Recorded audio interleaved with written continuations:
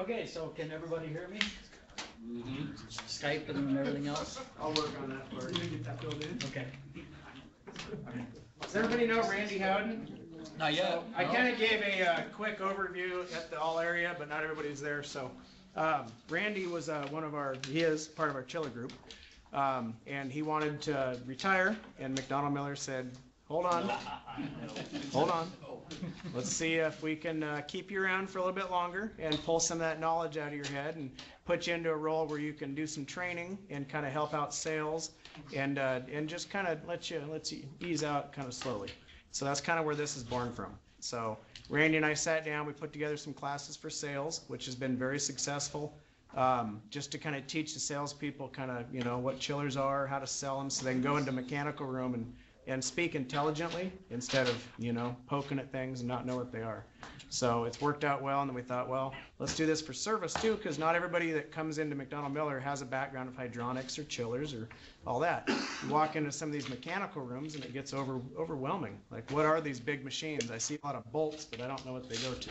So that's kind of what this was born out of, is to kind of help paint that picture as far as like different types of chillers, what they're doing. You're not going to walk out of here a chiller tech, but maybe it will spark an interest. Maybe this is something that you want to get into, because MacMiller is growing and people are leaving, and we need to start to fill that gap. So if something in here interests you, maybe you want to know more, we have a chiller group that's what they do, and you can talk to your foreman. And I think Todd's going to be in here in a little bit. He's the chiller foreman, if you don't know Todd Zeller. And you can start to express some interest and maybe get into that group some more. So they're not mean. They're a nice group. They're particular. They've been around a while. They're set in their ways sometimes, but they do need fresh blood too. So there's opportunities out there. So with that, we got Randy. You guys, I got handouts. I'll go get them. I got 10 more. So Dave, I know you want one. I'll go get those. So don't be afraid to ask Randy any questions, and yeah, we'll just go through it. And then hopefully all the people on Skype, I think they can hear. So if they can't, I'll deal with that. So without any further ado, Randy Howden. So, like Seth said, I retired, but I'm a consultant for MacMiller now. I've got almost 40 years of experience. All of it was in the water chillers. I started at York International for 20-some years and ended up here for the last 5 years. So, anyways, we are a picky group because it's when you're working in a machine room, it's probably the most expensive part they've got in their building as far as maintenance goes, and it's also the biggest energy hog they've got. What we're going to do today is we're going to try and get into the operation of chill water systems, identification of the components, and maintenance requirements on these. We're going to start off with air-cooled chillers and then move on to water-cooled chillers, and then get into some maintenance and a little bit of troubleshooting as we go along. Like Seth said, if you guys have questions as we go along, please ask them, or observations or experience. How many people have any chill water experience at all here? So a few you do. Okay, good. So one question that always comes around is, well, why are we putting chillers in this building? Why don't we just put a bunch of airside stuff in? And this statement pretty much says that water carries 3,317 times the amount of heat of air for the same space. Metal pipe of water just 1 inch in diameter can carry as much energy as an 18 by 18 inch metal duct of air. So could you imagine if you had, say, a 1,000-ton system, you needed 1,000 tons to cool that building off, how big the ducting would be to get it down into the space. When moving chill water, you have two advantages. It's a small footprint. Most of the time it's isolated, the chiller's in one room or one mechanical space, and then they pump the water to the different floors, the different air handlers. Chill water temperatures are normally 35 to 55 degrees for comfort cooling. On average, that averages out to about 45 degrees. Depending on what the customer wants to do, if he's looking at dehumidification, you want it below wet bulb, but There are some buildings that they run with a 50 to 55 degree chill water system, which, you know, ultimately they're trying to get a 55 degree air temperature out to the space. So, purpose of the chill water system is to move heat from where it's not needed to where it doesn't matter or can be used. So it's like an air to air, it rejects the heat out in the atmosphere someplace, whether it's with an air cooled, it's through the condenser system with coils, or if it's a water cooled system that puts it in the cooling tower, and you see the steam being rejected out of the top of the cooling tower. These are the different chiller types. On the left, you've got your air cooled, which they're a package unit. They've got the condenser fans, the condenser, the compressor, and the evaporator all in one piece. The water cooled systems, you've got to have a cooling tower or something to reject the heat. Both these chillers have the exact same components as a regular air-to-air system. It's got a compressor, it's got suction line, it's got metering device, condenser, evaporator, all the same components. They look a little bit different, and they're a lot bigger and a lot more expensive. As you can see, like I just said, you got your compressor, your evaporator, expansion device, or any kind of a metering device, and air-cooled is a packaged unit. So this is what an air-cooled system looks like. You've got your air-cooled chillers up on the roof, or they can be outside on the ground someplace. And you got your chill water pumps, and it basically just pumps the water through the chiller, down the air handlers, and then back up to the chillers. What they use, everything needs to have a control device of some sort. This is what they're using for controlling the water. Like I said, typically they want about 55 to 60 degree air out into the building. So what they do is they pump the water to these control valves. Either it's going to be a three-way diverting, a three-way mixing, or a two-way modulating. By the three-way diverting, the chill water comes in, and a controller sensing the air temperature will squeeze that valve down and send the water back to the chill water loop, back to the chiller, and it'll take what it needs to maintain that temperature. In the three-way mixing, it'll actually mix the inlet and the return to maintain whatever temperature they want, 55, 50 degrees. And in the two-way modulating, it just squeezes the water down to where you're not getting any water through the coil whatsoever. Problem with if they're going on a cheap system where, you know, they're trying to save money, they'll go with a two-way modulating, and then they'll put a variable speed drive on the chill water pump. And that creates a lot of problems because all these chillers require a minimum chill water flow, and if all your valves are two-way modulating, it's going to eventually squeeze the water down to where you're not getting any water flow whatsoever. They're using a delta P on the system to control the chill water pumps, and like I said, as they squeeze that down, pump way down, and you'll start tripping your chiller off on low pressure. It's just like on an air-to-air system, where if you slow your air handler way down, you end up with low pressure and all kinds of operating issues. The same thing, instead of air, we're just using water. So this is a typical chill water coil. You've got your isolation valve, shut-off valve, and the chill water goes down through the coil, through a metering device of some sort, through the coil, and then you got a balancing valve, which usually it's just a hand valve that the balancers come in using. You can see the Pete's plugs. They measure pressure differential across the coil, and that's how they can put in the design GPM.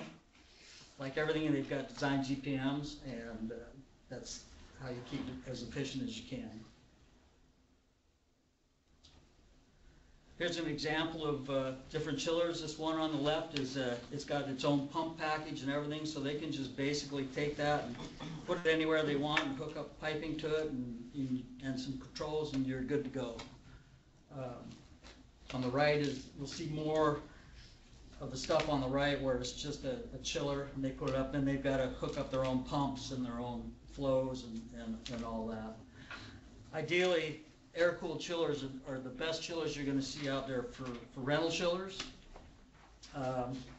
This chiller here we're looking at is at the tunnel, I think it's a southbound tunnel of the Roosevelt station for the light rail system they're putting in.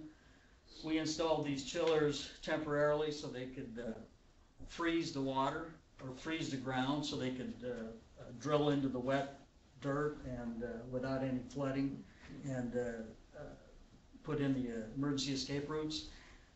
They were required to put in an emergency escape route out of these tunnels every, I believe it was 100 yards. So these were on site for over 2 years. They'd run 14-degree brine, and they just drilled holes through the wall and into the dirt with piping, and take them about 2 weeks to drop that soil down to where it was frozen. And then they take a big auger and just hog all that dirt out, and then they'd seal it up. But if you're ever on a site where they need some chill water and their chillers are out, there are several different companies that rent chillers, and it's a great option. We've used them, and it saves everybody's rear.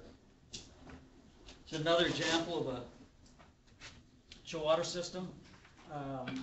These tanks in the back, a lot of times with chillers, they have what's called a short loop, where the water goes out through one coil and comes back in, and the water temperatures fluctuate so fast, or the set points drop so quickly that the chiller short cycles. So they put these big tanks in the back to give you more volume.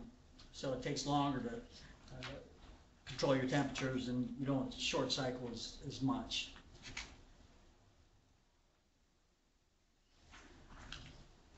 It's another example of an air-cooled chiller. You can see there's 3 of them there. They're hooked up in series, in parallel, and they'll just stage them on or stage them off depending on what they need. Usually they'll have a control valve of some sort where if they're not using that chiller, it'll isolate it so you don't get a mix of water at the end. For instance, if you're running one chiller and you've got 3 chillers and you're running water through all 3 chillers, that one chiller may have a 45-degree leaving water temperature, but by the time it mixes at the end, you'll end up with about a 52-degree water temperature heading out to the building. So that's why they put isolation valves on these, to help control that. That's an example of multiple air-cooled chillers. I believe this is Saudi Arabia. These are probably 400 tons each, and there's 1, 2, 3, 4, 5, 6, 7. There's 9 of them, so that's 3,600 tons possible cooling. Each chiller's got its own pump stations, and can get pretty complicated. But you know, it's an example that you can put in as many small air-cooled chillers as you want, and ultimately end up with the tonnage that you need.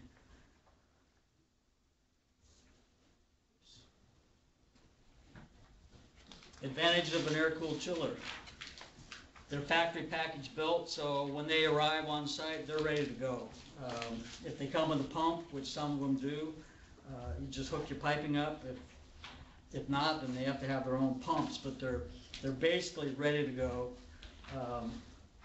They're easy to work on. They're easily replaced versus a water-cooled chiller that's usually, they install the chillers and then they build the building around the chillers. That can get to be a nightmare if you've got an old chiller that needs to be replaced.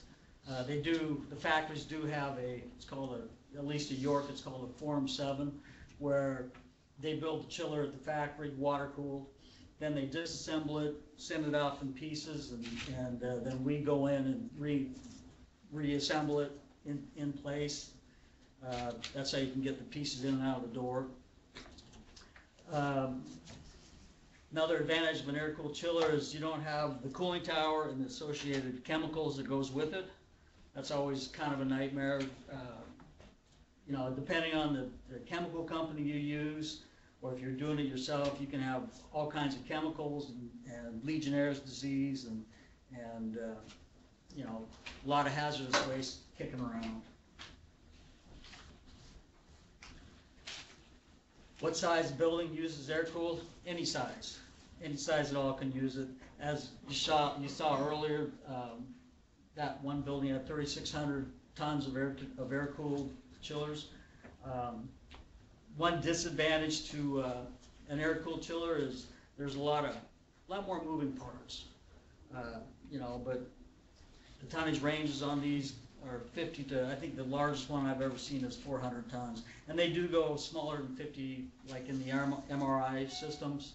Those are all small tonnage, you know, 10, 15 tons.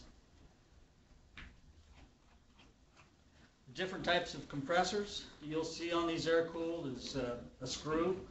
For instance, screw machines are, there's a lot more screw machines out there now than there ever was in the past because they're efficient and they unload to around 10%. Biggest problems they have is they're quite loud and they're very oil saturated, so if you get a leak, you end up with oil all over the place. When they run, they sound like a Hoover vacuum cleaner. They're very loud. You should wear hearing protection when you're working on them. They're heavy built. They're long and heavy cast. And when we do the maintenance on them, it's got oil in it, so we recommend sending out an oil sample. I'll get into that after a little bit. And we have a screw compressor class coming up in April. I kind of talked about it at the all area, but AC Components who rebuilds screws, because like those screws, just like that's an 06D. Remember we did that compressor class last year? Those are pretty cheap compared to like a Bitzer screw that was up there. So there's companies that rebuild them. Well, they're going to come out here in April. I think it's the second week, and we'll do a teardown class here. There'll be two of them. There'll be a daytime class for chiller group, and then an afternoon class for everybody else. There's going to be one at the hall too, so the hall's going to offer that as well. So it'll be a Monday, Tuesday. So if you can't make here, you can go to the hall or you'll figure something else out. But it'll be good because break those things apart. They're shipping some cutaway too. The cutaway is like $1,000 to ship here. But apparently it's really nice. So I hope it's worth it. It's really interesting. If you guys have the chance, you really should go see it. Just how they work. They've got two opposing helical screws in it, and they inject oil in between the helical screws, and that's what creates a seal between high side and low side. With that being said, you need oil separators to get that oil out of the refrigerant stream before it actually goes out into the condenser. And some of the smaller screws have oil separators built into them. Some of the larger screws have oil separators that are just off the discharge line. It goes through the discharge and then it goes in an oil separator. And usually it's a two-stage, and they can get out about 99% of the oil before it actually goes out and hits the condenser. But it's interesting to see. A cutaway is always nice to look at because you can really see how it works and how it loads with slide valves. A slide valve basically just enlarges the hole that allows the refrigerant to go into the compressor, and as it unloads, it just shrinks the hole down, and it's interesting to see it. You guys are all familiar with these Recip compressors, old technology. Almost obsolete. I don't even know if a manufacturer's building chillers anymore with semi-hermetic compressors. The old Carlisle compressors are pretty solid, but they're not super efficient, and they don't stage down as well as a screw does. They are fairly quiet depending on the manufacturer and the size. And again, they've got oil in them, so we recommend an oil sample and an acid test annually. Depending on the size, typically something like this, you'll just use the Sporlin test and test it on site and look for acid, because if you do have moisture in the system, that does develop into acid. So, that's about it. Like I said, you're not gonna see a lot of these around, and as far as rebuilding these, you know, it costs more money to buy the parts, tear it apart, and put it back together than it does just to pull the compressor out and replace it with core charge. Here's a standard scroll type. A lot of the smaller air-cooled chillers, up to about 100 ton, 120 ton, they'll use scrolls. See, these are 2 scrolls hooked up in one circuit, so they'll stage them on. So, for instance, if these are 15 tons apiece, you can drive it down to 15 ton, or if you got a bigger load, it'll run up to 30 ton. If you replace one compressor, they always recommend replacing the second compressor, just because of the acid content that will go into the first compressor. A lot of customers don't like to do that. It's expensive, but you know, the sell point is, well, it's not going to be long before that second compressor goes out, and then it'll take out the new compressor as well. So you're saving money. If you notice on top of these twin compressors, there's a steel bar. Usually there's a big sign on it that says "Do not remove," because as one starts, they tend to torque each other, so you'll start breaking all your piping. So make sure you leave that steel piece on, because that way they don't torque, they move together, especially when you're dealing with the piping that's involved in that. These are, have any of you ever seen a TurboCor compressor or magnetic bearing compressor? These are, they've been around for a long time, but they're getting more and more popular. They're really quiet. They have no oil in them, and it's usually encased. These plastic, on the compressor itself, you see the plastic on the top. Right here, the plastic on the top and the plastic on the side. On the top, that's your variable speed drive, and on the side is all your modular boards. So there's really not a lot you can do on these other than visually inspect your wires, make sure everything's tight and connected. These will spin, I believe they'll go up to 150 hertz, which I can't tell you how fast they're rolling, but they got to be 20,000 RPM probably, and they're controlled. They're magnetic bearings, so they have, each bearing has got 4 proximity sensors, one on top, one on bottom, and then one on each side. And while it's running, it's looking at where the shaft is actually located within the bearing, and adjusts the magnetism on that bearing as it's running. Biggest problem with these is if they surge, they'll start hitting the bearings and it'll wipe them out real quick. So they've still got, they're decent compressors, but they're really expensive to replace, and there's really not a lot you can do them. You've got to be trained on them, and you've got to have a program. Yeah. I didn't mean to interrupt you. What do you mean by surge? So a surge is when you're running and your discharge pressure gets too high. For instance, say you lose a fan and your discharge pressure gets too high and it can't overcome. So surge is basically your refrigerant discharge gases going backwards, back into the compressor, causing the compressor to free spin, and then your impeller will grab hold of it again, and so your amps will be bouncing all over the place, and generate a lot of heat by doing that.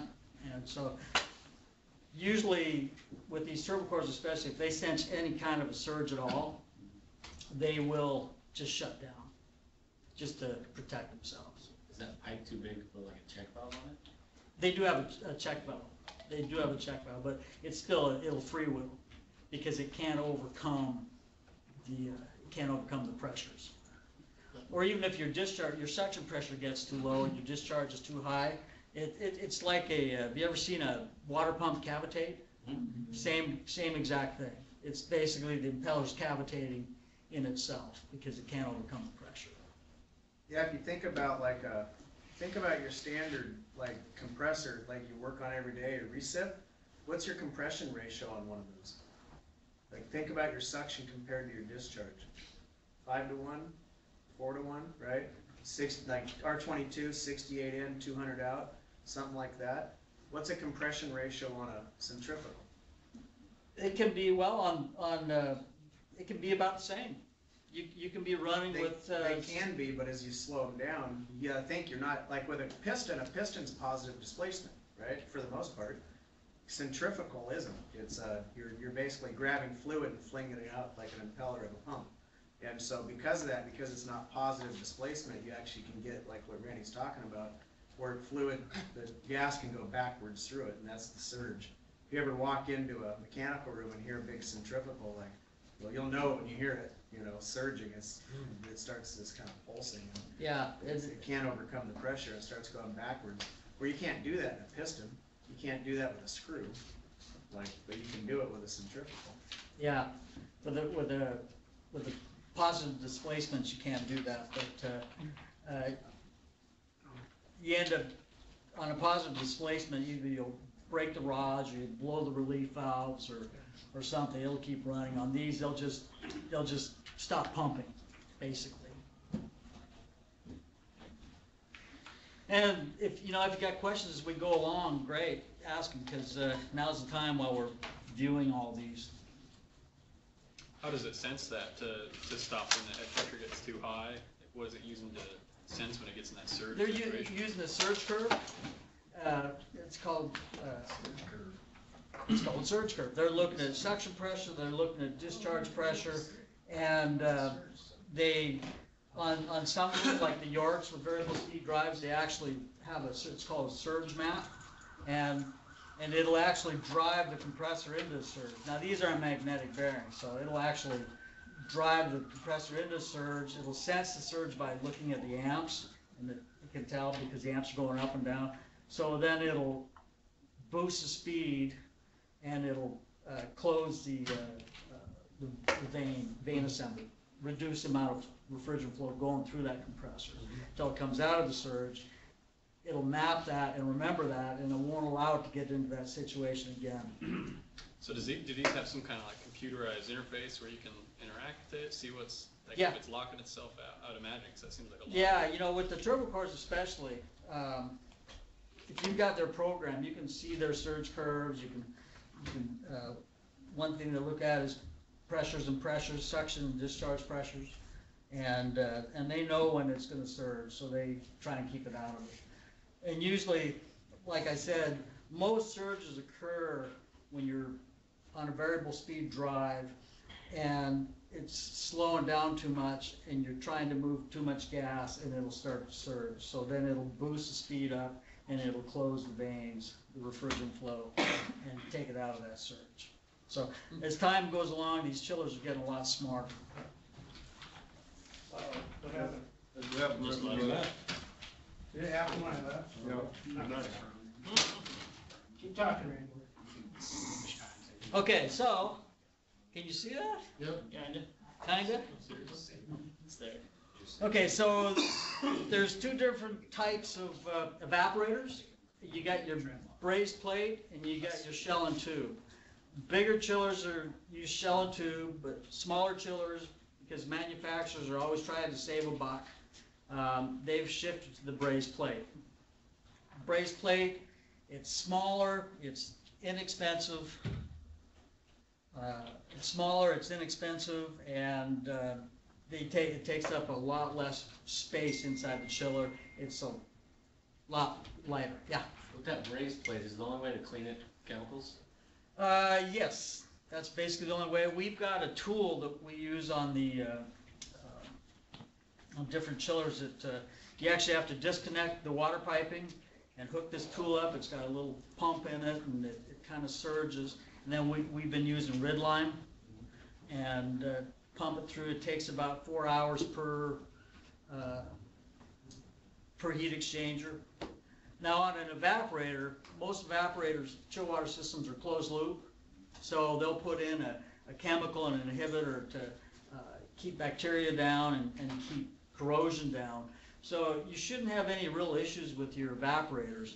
Where you will have problems will be on your condensers if they're using brazed plate on a water-cooled chiller. You'll have issues with that where they'll have to do it. Yeah. So I know they're doing some of those like micro-channel brazed plates now, like condenser water stuff. And common practice for us as a normal AC world is back flushing condensers. Is that recommended on micro-channels since they don't have any kind of screening or protection, you know, on the return water if we're back flushing? Usually, you know, that's great for solids, but a lot of times on a water-cooled chiller, you're gonna end up with some bio, some growth, and, you know, you can back flush it all day, it's not gonna. So if we see it, it's test it. Yeah, you know, on a condenser, brazed plate condenser, they've got strainers, and honestly, any customer I've had that has brazed plate condensers, I always recommend them putting a closed loop. So their condenser system, they've got a shell and tube someplace where they're running cooling tower water through that, and then they got another pump that runs the condensing water for the chiller. So it can still be a closed loop, so you never really have to worry about it. Children's Hospital has, they've got 6 multi-stack chillers. They're all hooked together, and it's on their cooling tower, and it's a mess every year. Literally, we've had to clean it twice, and this machine's only 5 years old. And every year I've had to clean those strainers at least twice, pull them out, and, you know, it's kind of a big task. It's a 300-ton chiller, and it's like 6 different strainers you gotta pull out and rinse them out. So if the customer's got any money and wants to save money in the long run, that's what he wants to do, is put in a closed loop. So on the shell and tube evaporator, you see on larger tonnage chillers and even on a lot of air-cooled still, they're still using the shell and tube. I like them a lot better. Problem with brazed plate is it really screws up with your water flows and your pressure drops and all that. And there's no refrigerant forgiving. Basically, it makes it into a critical charge. Where shell and tube, you've got a fudge factor. You know, when you're talking with a machine that holds, you know, 500 pounds of refrigerant and it's critical charge, that's, you know, it's pretty easy to show up with 100 pounds of refrigerant and just throw it in and say, oh, I'm good, and then all of a sudden you're flooding back.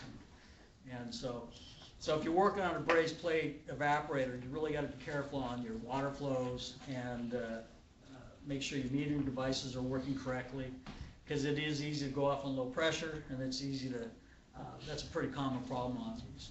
Another problem with these is if you ever freeze up a machine, basically drop your suction pressure below freezing, they will break, and they break very easily. Versus the shell and tube, they'll break as well, but you can get a lot colder before the tubes will actually break. Why is that? Just the type of metal that's being used? Just the design of it. There's no, you know, it's thinner. It's all about heat exchange, so the materials are thinner. And as you know, when water freezes, it really expands, and so it'll actually split inside. And you can't even tell until I had one 410A chiller, and they broke their evaporator, and nobody knew it until they couldn't figure out why they were blowing all their water relief valves on their chill water system. Well, the 410A got into the chill water system and just played havoc on it. You know, and once you break an evaporator and fill your machine up with water, you've pretty much destroyed that piece of machinery. If nothing else, you've just created a big bill, because it's really expensive to dehydrate them and replace the bundles and all that. Do you have to completely replace all the oil in that? How are you gonna get all that water out of? Oh yeah, you gotta drain it. POE. Yeah, you gotta drain it, and then you've got to get all the oil out and evacuate it. And you know, there are companies that come through and they'll pump refrigerant through it, and then they'll dry the refrigerant out and then pump it back through until it's coming back clean. You do something similar like when you have a burnout, like have to install the suction line dryers. And all Yeah, that stuff. it's a nightmare, you know, and a lot of times because the machine's been running with the water in it, it'll destroy the compressors. And, you know, it'll eat away at your motors and it's expensive. And so when we get into troubleshooting, we'll talk a little bit about moving gases around and all that stuff, but, And I know from experience, a screw will pump water for a while. it will. It will, yeah, absolutely. I was working on a job and it was at a mill, Boise Cascade, and all their chillers were over in the mechanic room and they were operated by the operators up in a room. And the machine shut down and nobody went out to see why, they just restarted it. And it started up, ran great until it seized up. And what had happened was they broke a tube, the machine went off on, I don't know what it went off, low pressure or something. They reset it. By this time the water had displaced all the oil and the oil pump came on and it was actually pumping water, developed pressure. And so the machine started up using water as a lubricant, and that's really not a great lubricant. And it you know, it was a 1,500 ton machine and it seized it up tight.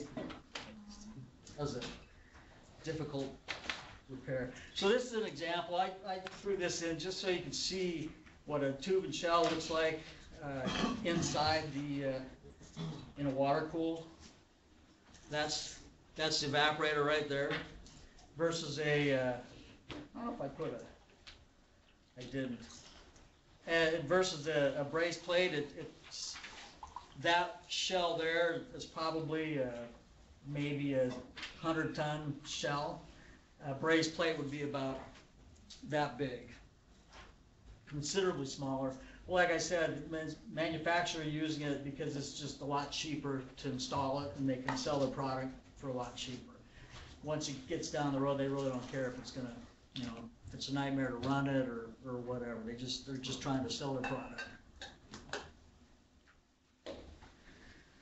Condensers and fans. This is the latest and greatest condensers they have out there. It's called a micro channel. You can see that right there is where the refrigerant's going, and then it's like a radiator in a car, basically.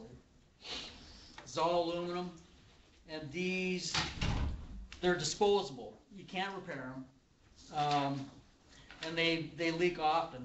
Because of the expansion and contraction of the material, they'll spring leaks, usually right along in this area right here. And they're expensive to replace, but we've replaced a bunch of them already, you know, and they're supposedly more efficient. You don't need to have as much refrigerant in the machine because, you know, where you've got condenser with the tubes in it, it holds a lot more refrigerant versus these. When you're maintaining these, you only want to use water. When you're using your pressure washer, use a cheap pressure washer from Home Depot or something, low pressure, and just go over it with water. You don't want to put any chemicals on this. The chemicals will sit on there and it'll start etching the aluminum and it'll start eating it away. Where's, I've never broken down how those micro channels work. Where's the refrigerant flowing? I see like the kind of fins. Is it the So horizontal? this is a header, Yeah. and then right in here, the refrigerant's actually going through these. Okay. Nearly said that too. I was getting coffee. And it's coffee. So that's pretty standard anymore. I asked it. Most of the manufacturers are going with that style because it does take less refrigerant and it is more efficient. But like I said, you can't repair them. They're basically throwaways. And sadly, unlike copper, you don't get as much money for scrap out of them. You need a lot of money on scrap material, I tell you. When you, if you're retubing a big chiller, it's not uncommon to get 5,000, 6,000, 7,000 pounds of copper out of it, and it's all clean copper. So, Which always goes back to the job. well, you know, so they say. When I was at York, I was writing all the quotes, so I always put in that we're saving you money by keeping the copper. actually what you're doing is, it's giving me motivation to come in and retube your chiller, because it's a lot of work. And I'm always, the only thing that keeps you going is that new TV I'm gonna get, you know, something like that. So. That's awesome. So we've already seen this slide. It's just, again, it's the components, they're all the same components as air to air, you know, pretty cut and dry. So when you're working on these, the nameplate will tell you everything you need to know. If you need to buy parts, or you need to call the manufacturer, or you need to, whatever, they're always gonna ask for the model number and the serial number. Now on this is a York, so the model number is, whoops, I hit the wrong button. Sorry. Back up a bit. There it is. Hold on. There we go. So model number here, this is a York plate, and then the serial number would be down there. But it tells you the amount, the type of refrigerant, the amount of refrigerant. You want to make sure that you read the right slide, because a lot of these nowadays will tell you refrigerant in pounds and refrigerant in kilograms. So make sure you take note on which line you're reading. Yeah, well, you could really overcharge one drastically if you look at the wrong line. Or an undercharge. So it also tells you your voltage, and most of these manufacturers, if you're ordering parts, you're going to want the serial number off that.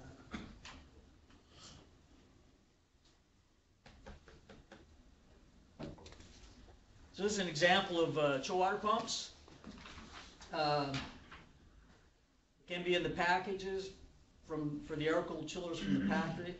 May be located someplace else. If you're working on air-cooled, usually the pumps are not next to the chiller. Usually all you see is a couple of pipes coming out of the ground, and the pumps are typically in a machine room someplace else.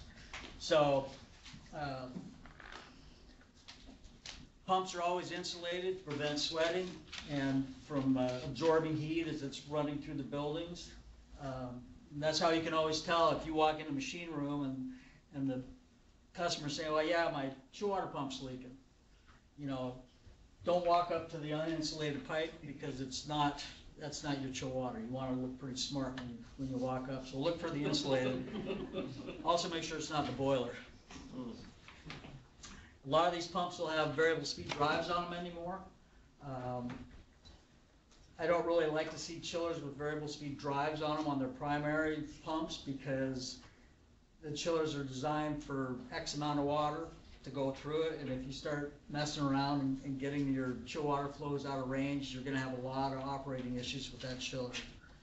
So if you go in and you see a chiller that's running on low pressure or low pressure control, make sure that that drive is running, or make sure you've got the right pressure drop across. Using the nameplate we just saw, you can call up the factory and find out what the design pressure drop is on this, in each individual chiller. Bigger chill water systems are going to have, it's called a primary, secondary loop. The primary loop is each chiller's got its own designated chill water pump running full speed, and then that goes through the chiller and then it feeds into the secondary loop. And the secondary loop's got its own chill water pumps, which feed chill water out to the different buildings. You see that on larger systems. It's really a much better, and that's where you're going to see your variable speed drives on that style, would be on the secondary loop pumping out. And a lot of times they're looking at delta P across the buildings, or they're looking at GPM. They want to maintain X amount of GPM. So I have a comment on those too. On that back slide, Randy mentioned water leak, and it's happened before. I think I might have gotten bit by it once. But these chill water pumps, you know why they're insulated, right? Yeah, you just said. Huh? Yeah, you just said. Insulated to prevent sweating or absorbing heat. Right. Yes. What about this part right on top of the flute where the shaft goes down inside these supports? You think that's insulated? Or do you think it's cold? It's cold, so you get water that pools up in there just naturally. Don't mistake that for a seal leak, and then You go tell the customer, hey, you got a pump seal leak, we're gonna fix, and then you fix it, and then what's it gonna do again? It's gonna leak again? Well, it's not leaking, it's just condensation, so just. We've Yeah. got a customer Keep in that mind. swears he's got a chill water leak on one of the shaft seals. He's got 4 pumps, and we've replaced, just to quiet him down, we've replaced shaft seals, and it's just, you know, it's sweating. He's running with 45-degree water, and it's on a, you know, relatively humid day, it sweats and it drips water down, because that's the one area that is not insulated. So, but like Seth says, you want to make sure that it's not condensation, it's a true leak. And there are some pumps, especially fire pumps, that you'll see that are designed to leak, and you'll see you'll see a little pipe. Yeah, it's a lubricant and a coolant, exactly. Exactly. And so pay attention to, you know, look at the design. If you see a little drain coming off of it going down to the floor cup, then, you know, maybe it's supposed to do that. They'll be tightening down the bonnet or, you know, trying to stop it, you know, just arbitrarily. It happens. So this is what chill water is being used for. This is have you all seen air handlers?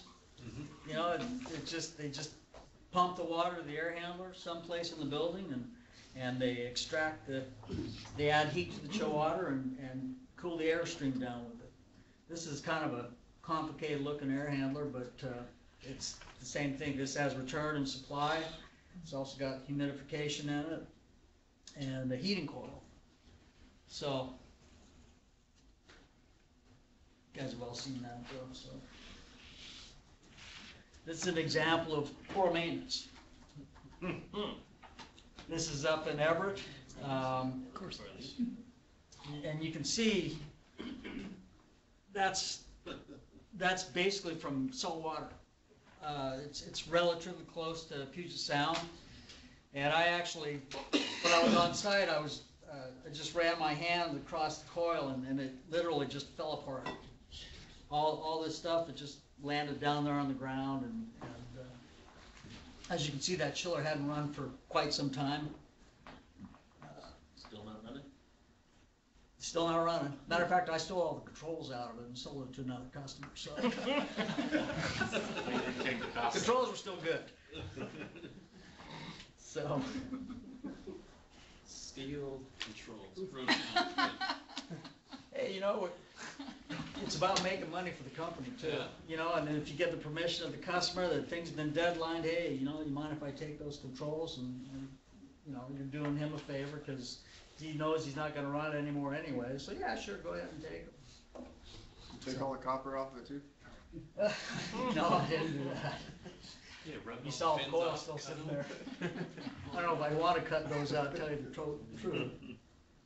So getting maintenance of these chillers, the outdoor units, you know, we're still talking air cooled here. When cleaning the coils is important. You know, if you can't reject the heat, you're not gonna be efficient when you're running. So cleaning the coils should be done annually. And when you clean them, like I said earlier, you wanna just use a low yield pressure washer and no chemicals, no acid, nothing like that to clean these coils. The only thing that's being introduced in these coils is dirty air, that's it. And so a pressure washer should be able to get that all off. The only time you'd ever really want to use any kind of a cleaner would be if you got an oil leak and you're trying to clean that up, and you're going to be repairing that anyways on the older style condensers. Chemicals for water loop, that would be on your chill water loop.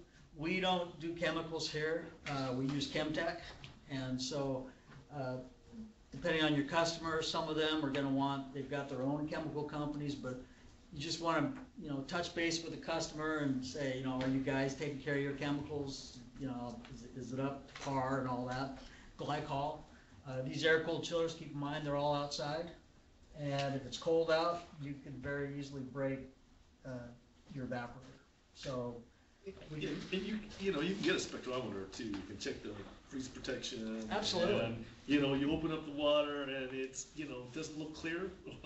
Yeah. There's a problem, you need to talk to your customer. yeah, Because, you know, not all chemical countries are equal. yeah, I carry a refractor, and every job I went on that was outside, it doesn't take any time at all to pull a sample, just take a little drip out and then see what it's at. Should be good to, at least 15 degrees, and at least if it's good down there, you're not gonna get a hard freeze. It'll just turn into kind of like a slushy.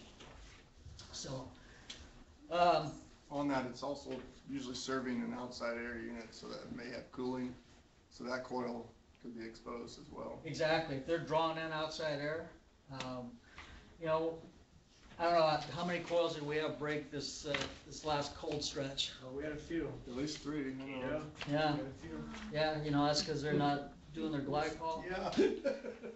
That was controls and freeway valves. Yeah. Yeah, same thing though. We've got a customer over in Quincy that, Well, if your freeway valve shuts water off to a dry cooler, and you don't have any glycol in it, or glycol in it, you're done. yeah, no water flow. At least if you got some water flow, it's gonna, move it along, but if it's just sitting idle, it's got a great chance of freezing. We've got a customer in Eastern Washington, in Quincy, that it's Yahoo, and they don't believe in using glycol in their lube. They think it takes away from the heat exchange. And so consequently, they've broken a few coils, and they're hard to replace those coils, I'll tell you. So anyways, expansion tank, every chill water system's got an expansion tank on it. That's to maintain an even pressure on your system, whether the system is warm, sitting idle, you got 70-degree chill water, or you got 45-degree chill water. Water expands as it heats up, and so the expansion tank will absorb the expansion. If you come up to a customer and he says, hey, I'm running with, I noticed my chill water pressure's up, 50 PSI or 40 PSI or whatever, from where it should be. The first thing you want to check is your expansion tank. Older expansion tanks just have an air cushion on them, and usually there's a sight glass on the side of these expansion tanks you can look at, and most of the time you'll find they're full, so you can just drain the water out and displace it with air. Newer expansion tanks have a diaphragm in them with a set pressure on it, and so you can check that pressure and make sure. But if you find your chill water pressures are climbing, it's typically because your expansion tank needs some attention. You want to do a refrigerant visual leak check.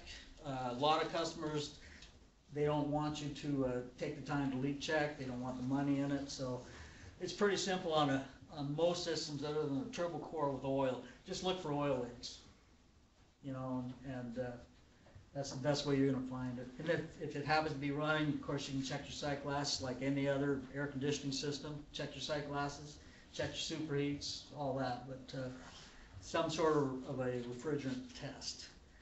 You want to do an electrical component inspection. Basically, that's, of course, you got to suit up with all your safety gear, but then you open the panels and you just look for discolored wires. You look for burnt contacts, just the basic stuff that you're always looking for in all these control panels. Nothing different there. Hey Randy, on those microchannel things, does it matter if you're shooting the water down or up when you're painting those coils? And ones are, because there's that one Cirrus that it's pretty high up there. Do you have to shoot the water at a down angle, or does it matter if you're shooting up or down? Well, you just want to make sure you don't collapse those fins. That's the big thing. So like on the channels, I don't think it really matters. As long as you're knocking that dirt loose, because unlike a copper fin, where you could actually flatten the fins out, it'd be difficult on a microchannel to do that. So, Okay. but yeah, I don't think it matters whether you're going up or down. Just try and get the dirt off as best you can. They make wands and stuff that shoot straight at it, so that you're not shooting to the side, or you want to shoot straight at it. Yeah. But also remember, you've got your outer coils, and then you got your inside coils, and you want to make sure you clean all the coils, not just the half you can see. So, if you want to do an operational check, that's basically run the machine, check refrigerant levels, oil levels, superheats, pressures, temperatures, all that, amperages. Check your glycol. Like I said, you want it, I think 30% is pretty standard, which gets you down to 10, 15 degrees. And then you want to make sure you climb up on the machine and, of course, use your fall protection. And inspect the condenser fan supports and blades. They will fatigue and they will crack. You said you're running yours, is that because a lot of your chillers are running a brine solution? Is that why you're going down so low, or? What's that? On your chilled water loop, you said you're taking it all the way down to 10 or 15? Well, Is that because you're the systems that you're talking about are running No, this is just really cold, or ambient freeze protection. That's why you check your glycol. It's just for ambient freeze protection. Like this cold snap we had on an outdoor unit, if the water's sitting idle, it will freeze. Right. Well, I just hadn't heard it on that one. I mean, Usually, company we always had 22, On but a I didn't know that yeah. it changed. I mean, you got lots of experience, so I'm not. On a brine system, well, what'll happen is the You just lose your efficiency as you go down further. Right? yeah, if you And it get takes a too lot much more glycol, you lose Glycol to efficiency. get down that hole. Right, but as time goes on, the glycol, it will lose its, it'll break down, and you'll lose your freeze protection, or it'll develop an acid, turn into an acid. Also, if you have most chill water systems have water makeups on them, and say you got a leak over here someplace, small leak, and as time goes on, you're making up water in your chill water loop, it will, weaken your glycol. So it's just something that doesn't take long, that you should do annually when you're doing that. And then back to the condenser fan supports and blades. They run fast, and they will fatigue. The blades will break, or the supports will break, and you just want to make sure that you do a close check on them, because if you got a blade that goes through your condenser, it's a big repair. So, and customers don't like that too much. So we do oil samples annually, screw or recips, once a year. Depending on the size of the machine and the quantity of oil in it, we'll either use one of these Sporlan Testalls for a smaller system, or we'll use, I can't remember the name of the oil company, but we, Research. yeah, we pull samples and send it to them on the larger systems. So service troubleshooting. Say for instance you get a service call, and the first thing you want to make sure is that you've got a signal from your building automation system. I can't tell you how many times I've showed up where the customer says, yeah, my chiller's just not running, and you find out that his automation system is keeping it from running. Just look for a Rebe, or with a little indication light, or there's always a relay in the control panel someplace. Common one, rib relay, light on it, right? Yeah, you see those a lot. Anybody wanna, there you go, Dave. I can see you wanted to figure that. Oh, Van 3820's got its lights on, by the way. Anybody 3820? It's not me. No, I'm not. I don't know why I'm looking.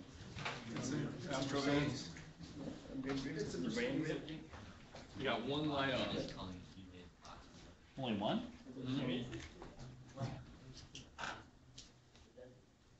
Anyways, make sure you got a signal from the automation.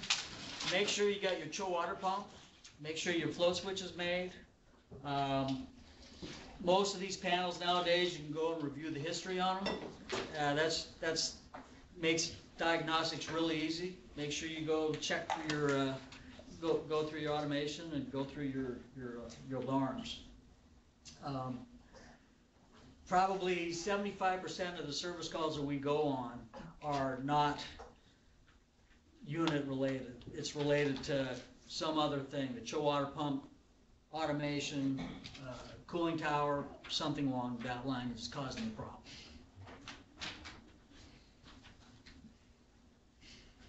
So the different types of flow switches, this is you see this a lot. This is just a paddle switch.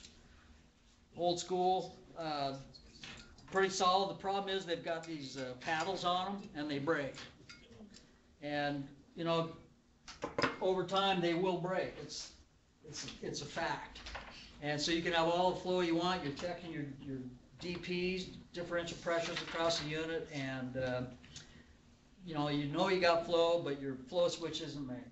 So, and that's a really important safety, so you don't want to jump it out. If you jump it out and then you do lose chill water flow, you're gonna freeze your machine up. Or it's at least gonna go off on low pressure. But, so that's like jumping out the high pressure switch. You don't wanna do that either, so. Just, you know, if you got a bad flow switch, it needs to be repaired. Is there anybody that hasn't replaced one of these switches before? Joe and Laura? So when these, I don't have a brand new one, but when these things come in the box, it's the switch, and then these paddles are loose, right? And you install these, you stack them based on the size of your pipe. So if your pipe is 1 inch, maybe you just use this little one. If it's 2 inch, you put another one on it. If it's 2.5, maybe you end up cutting this one down, and there'll be a little chart on there. You kind of line it up and draw a thing. Shane, right? Yeah. You talked to us about this before. Okay, good. Then just wait. Are they riveted or what? No, so what it is you cut them to the size, and then you put them on this. You can see here there's an arrow, so the water's coming this direction, and it bends the plate down. So when you stack them, there's one little screw right here, and there's a little stud. So the paddle, well, hand it to Jason right there. You'll see. And then, but it's important, and I've seen this, I'm sure Matt's seen this, Mark's probably seen this, somebody stacked them backwards. You need to stack them from smallest to biggest, so it gives it some support on the backside. Because if you do it the other way, which happens a lot, unfortunately. They just curl? Yeah, they just curl back. The other big thing that happens is somebody will cut these too long, or like that one was a crappy cut. It'll catch a corner on the pipe. You screw it in and it catches the pipe at the bottom, and now it can't move, or it hangs up. So it's important when you're doing these, follow the guide and stack them the right direction. And also make sure the screw's tight, because otherwise it works its way out, and then you lose all your paddles. And then what are you gonna do? You're not gonna have flow, and you gotta call Randy, come out and tell you did that thing. So how do you get the paddles out of the system? That's a good question. Is it like a strainer that catches paddles? Where do they end up? Construction strainer, maybe. If you're lucky, usually they end up in the machine, in the chiller someplace, in the barrel, they'll rattle around in there and, you know. Until they corrode away or what? No, they just stay there. They just disappear. Stop at the 90, the first 90. Another problem you'll run into when you're changing these paddles is, when they've installed the threadlet that goes on, they haven't cut a big enough hole. So somebody had to file down that paddle to get it in there, and now you've just weakened it, you know. So happily, this style of flow switch, it's still out there, but we're getting into the electronic flow switches nowadays, they're a lot easier and they're a lot easier to repair. Do they not have anything physical? Oh, yeah, it's right there. Right there. Yeah, probe. No moving parts. Yeah, there's no moving parts. What this is, it's basically a little heating element, and it's measuring flow by heat rejection. And so if that's getting hotter than it should, it'll tell you, and they base that on, you know, heat rejection equals flow. And so depending on how you set it up and all that, can tell you what your flow rates are. And the only maintenance you really have to do on these, and it's rare, but you may have to pull a probe out and take a Scotch-Brite or something and clean that probe up. Not sandpaper. Well, you can use sandpaper, but I really wouldn't, you know, unless that's all you got. I mean, I've used my knife and scraped scale off before, but Scotch-Brite works best. And just clean that off and put it back in, and it should work just fine. But yeah, these are and if you're ever on a job and you see they got paddle switches, try and sell these to the customer, because in the long run they will save money. You know, if you got for instance, a paddle flow switch, and a lot of times they'll put these flow switches up on the horizontal run after the valves or before the valves. So you got to drain your chill water system down to replace the flow switch. It's kind of a pain, and it's kind of expensive. So I'm glad they're coming out with these. All right, so we're going to get into. Yeah, let's take a minute. Let's take Ken, or something before we go over to Sure. chilled water, or to water cooled. But one thing I wanted to show on these real quick, if you go back one, if you haven't seen these flow switches, as the water flow, as the GPM increases, these lights will come on, and it kind of shows you. And they'll be red normally, and then there's a green one that lights when it hits the set point.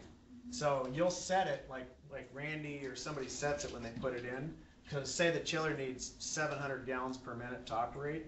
This thing will read down to maybe 20 gallons per minute, and which is nice because these can report out to VMS of some kind too. But you'll walk up and you might see the lines and think, oh, I got flow, but maybe it's not enough. So it's important to know how these things work and know that there'll be one light that's a different color, and that's your set point.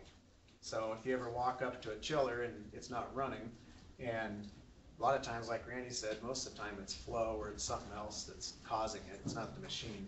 But look for the set point. Look to see if you're getting up to that set point, and then see if maybe it's. You can go the other way too. You can have too much flow. Because what do you think a problem with too much flow might be through a chiller? Yeah, you can start. Yeah, you can start to wear out your tubes. You're not picking up enough heat possibly through it. You're just kind of throwing stuff off. So yeah, absolutely.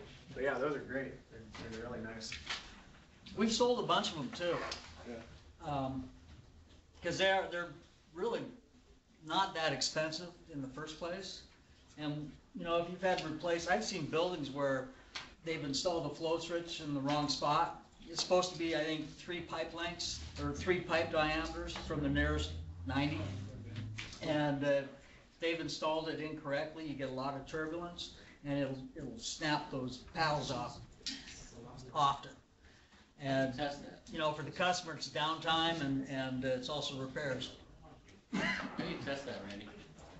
Test this? Yeah, the probe, say that probe gets dirty or. Well, so if you know you got flow, and it says you don't have flow, first thing you want to do is check to make sure your probe is clean. Put it back in. If it still says it doesn't have flow, you want to go through the recalibration of it. And you know, that's where Google's nice, because you can Google it and it'll tell you exactly how to go through the calibration of it. And if that doesn't work, of course, once you check voltages and check this and that, then it's probably failed. What if they have multiple power?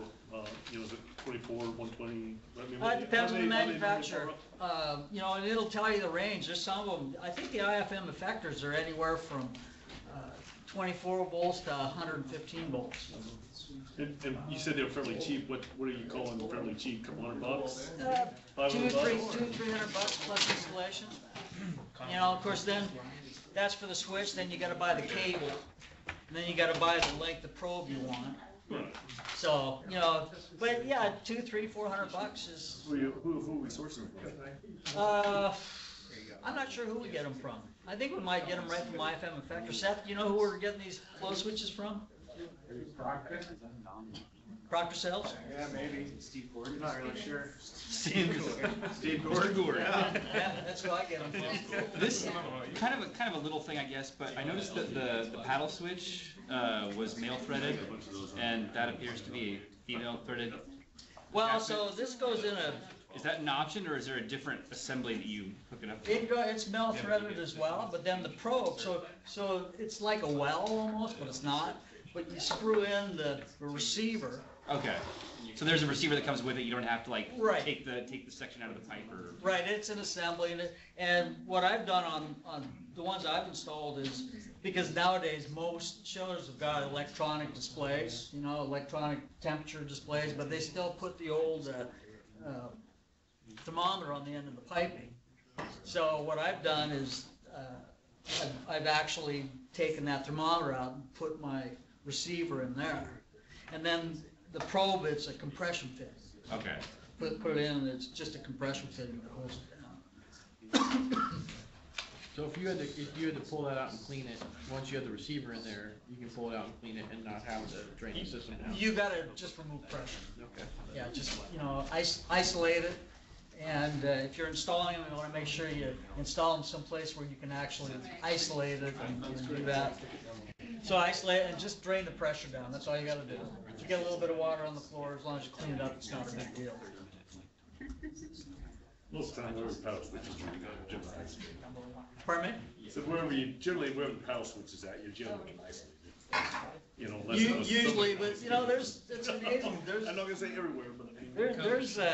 there's several of them out there that 80% of the time it's the same. And you'll hunt all over the place for the flow switch, and it's way up in the piping someplace. That's where they can get their 3 times their pipe diameter, you know. Exactly, that's where the long run is, so. I'm gonna go grab a glass of water. Oh, you go for it, buddy. I'm only taking half of this. Oh my god.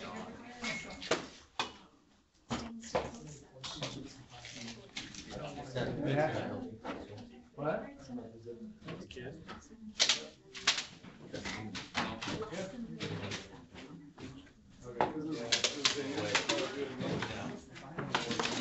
It says right here.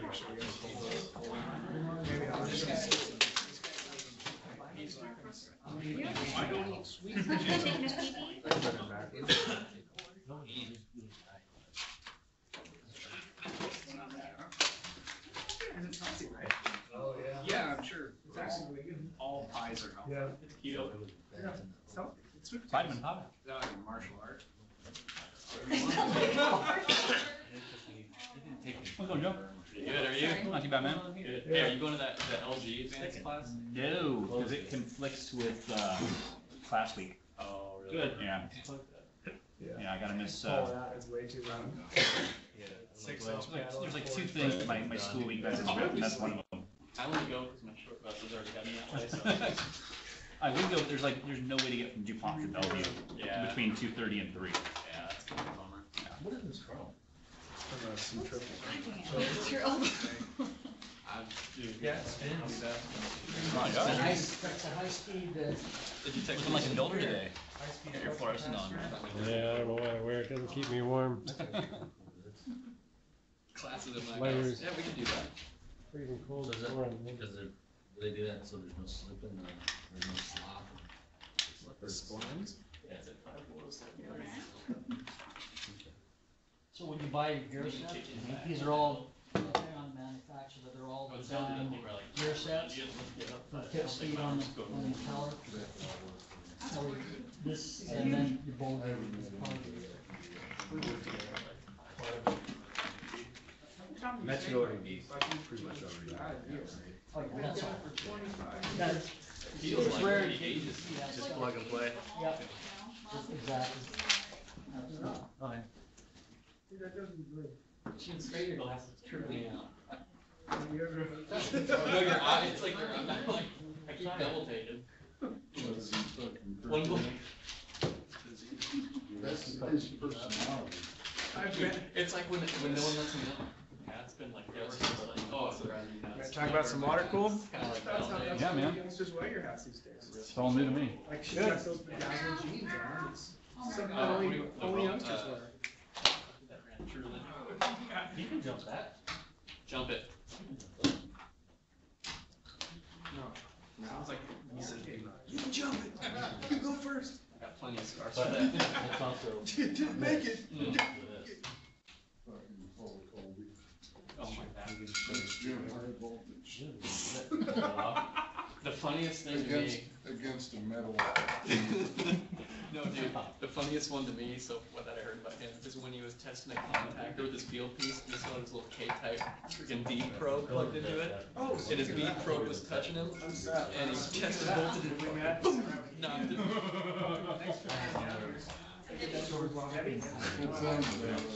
This is awesome. Oh, God. Yeah, we do lots of classes down there. We got some avions, some refrigerants. Which one? It's just over. Sig Data 5. We have online classes coming up. We got that compressor tear down, basically. That's probably what's asking, that's why your back's are rocks or whatever.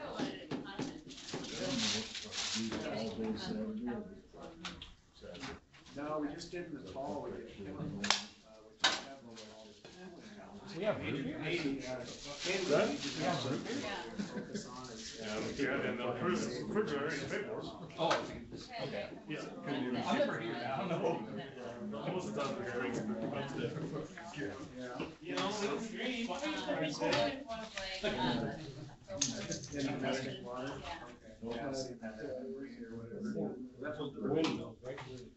had a controls and I moved my desk because that's who I held business cards and I've got some. They're trying to present it. What's the next thing now?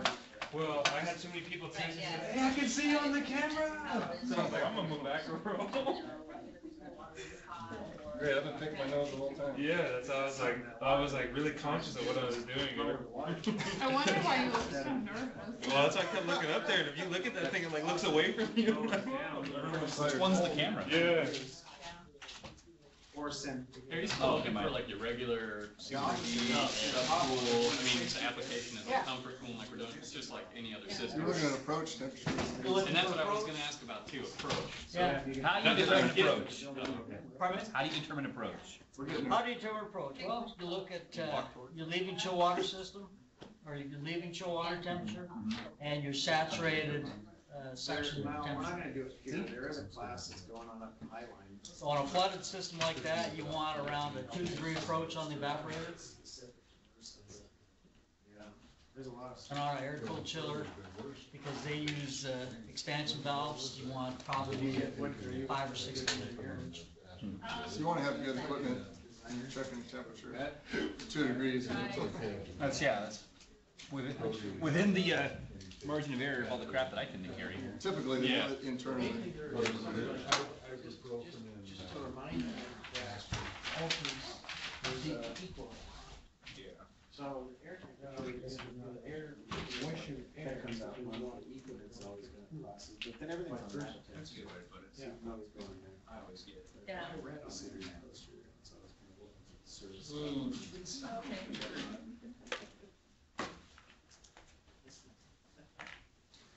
Well, what side was that?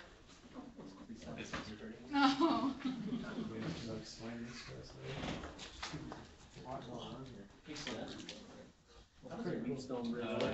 Wheatstone Bridge, picture a baseball. Good luck. Yeah, I don't know, I can't explain a Where's Wheatstone Doug? Bridge. Is Doug on this thing? No, Doug's not on this thing. Oh, man. 7+ days ahead. No, I don't know why. No, like. Normally he's long- talking by now. Well, about 2 years. Playing guitar. A guy named Doug. Remember you playing guitar that one time? Oh, Yeah, yes. that was funny. Yes, I remember. Like the whole time? Okay. No, he was, Yeah, it was the same. he was chiming in on the speakers, He was which, doing I don't, something. hey Travis, why don't you unmute and say hi to the group here? He was like super now into I it. can hear us. Can't, not watching. Pulling shit out of the air. And the triax. Sounds good. I test triax. Yeah, I'm with you, Joe. How do you test triax? Oh, What a triac test. Calm down. We're right With here. a load. Did you read the tip of the? That's what made me think of it. No, yeah. Doug and then that. Do we get a new whatever? New red and white? It's already been solved. It was solved by our dispatcher first. Really? Yeah. Yes. Really? Yeah. Should make everybody feel pretty good. I haven't even read it yet. In the back. Oh, it's like 2. On what?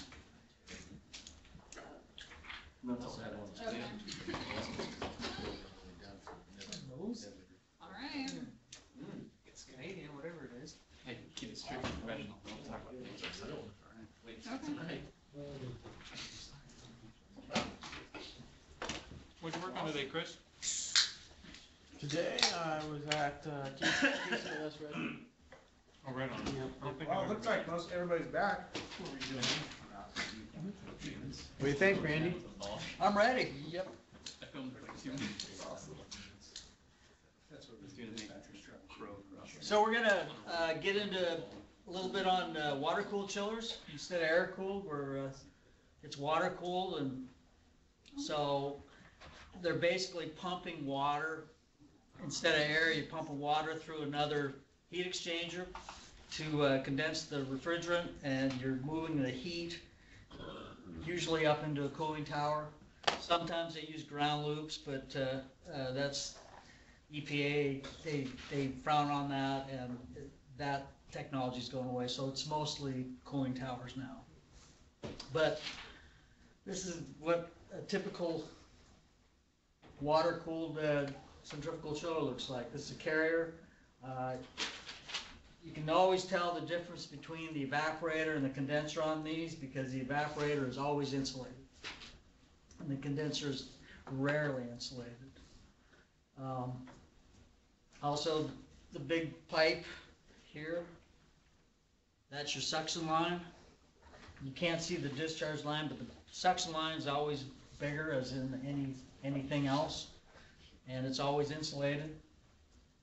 These use, that's called a PRV, P rotation vane assembly, and what they do, it's just vanes that open and close to modulate the amount of refrigerant going through the compressor. That's how they control the load.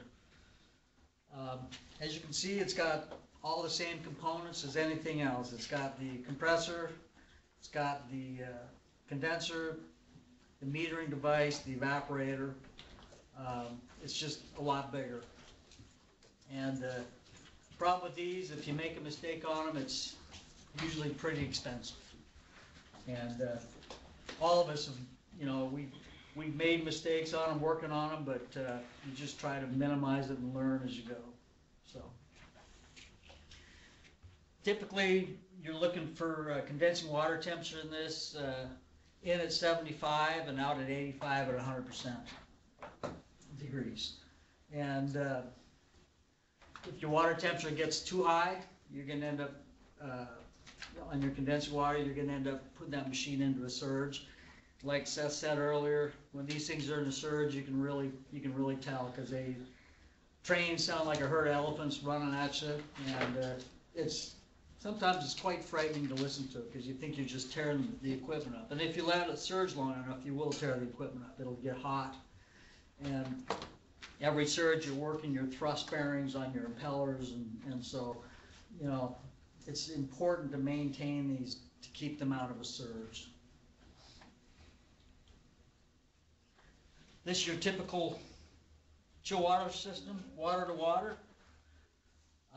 You got your chill water loop, which comes in, it rejects the heat, goes out, picks up the heat in the AHU, it's pumped back up through. And on your condenser, it comes out of your pump, through the condenser, back out, and through the cooling tower where the heat is rejected through evaporation. The less humidity you have, the more efficient the cooling towers are.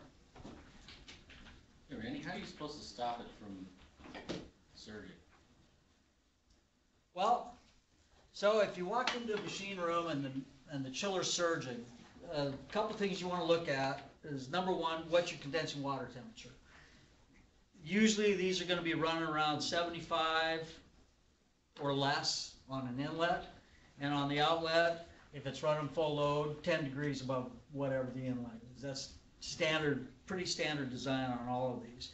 If you're running around 85 or 90 on the inlet, that's so high you're going to generate a lot of a higher discharge pressure, which is going to cause it to go into a surge. That's one thing. If you've got low condensing water flow, you're not rejecting any heat, that's going to make it go into a surge. If your tubes are fouled, if you haven't cleaned the tubes, you're not rejecting heat, that's going to cause it to go into surge. If you've got air on the refrigerant side in a low pressure machine, and it's sucked air into it, it all ends up in the condenser, you're running with elevated discharge pressures, that's going to make it go into a surge. So you can tell, for instance, you walk in, it's a low pressure machine and it's surging. Check your condensing water temperature. If it's where it should be, check your condensed liquid temperature coming out of the bottom of the condenser. If its saturated point is equal to the leaving chill or leaving condensing water temperature, you know that you're getting proper heat exchange. And then you take your saturated temperature pressure on the discharge side, and if that's elevated, you got air in the machine. Whereas if you're running with a 85-degree leaving condenser temperature and your liquid temperature is at 95, you got foul tubes. Normally we want an approach on a condenser, and the approach would be your condensed pressure temperature versus your leaving condensing water. You want it to be about 2 to 3 degrees. If you're up around 9 or 10 degrees, you know you got foul tubes.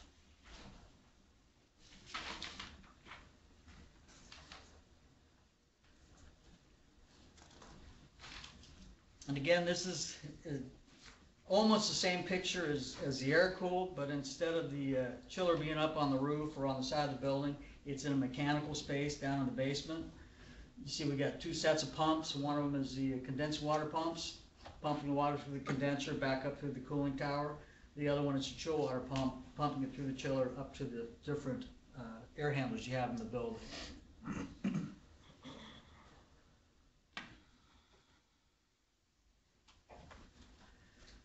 So a 4-pipe distribution system, you got your chiller, you got your boiler. Each air handler's got its own chill water coil, it's got its own hot water coil. And they're each controlled by 2-way, 3-way valves, whatever. This is a pretty standard system. On cheaper systems, we don't have it, but on cheaper systems, they'll go with the 2-pipe system or a 3-pipe system where they'll have the chill water going through a coil, and then because they don't have a hot water coil, they just switch over a valve, and instead of the chill water, it's now putting hot water into it. The problem with that is, if, say for instance, they want to swap over from heating to cooling relatively quickly, they're going to run all that hot water down into the chiller, which is going to raise the system pressure, refrigerant pressure on the chillers. And on a low pressure system, it'll raise it above 15 psi, which is what the bursting pressure is on the relief valve on these things. So, you know, you don't see a lot of these systems around, but it is something to be aware of. Normally, they'll have a time delay between swap over, like 4 hours to allow the heat to get ejected out of the water.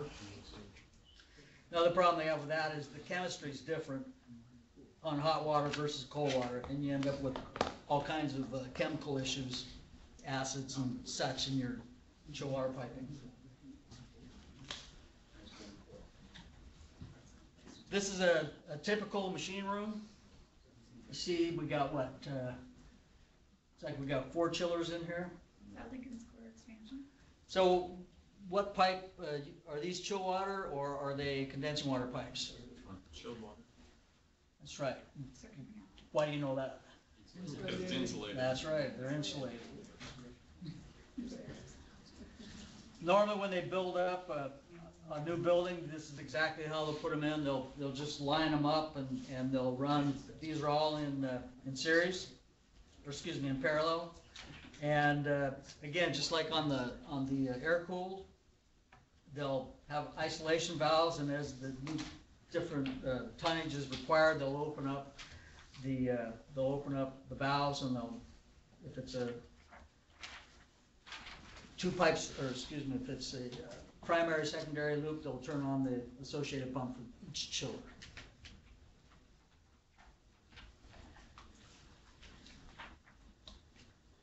So this is at Children's Hospital. They've got 9 chillers there. All of them are McQuay's, with the exception of the multi-stacks. What we're looking at is the end of the condenser.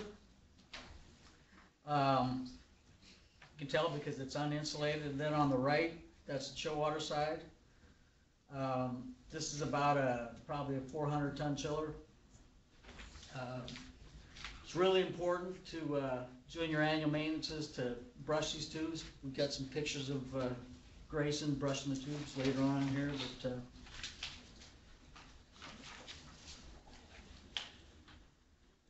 this is pretty standard though.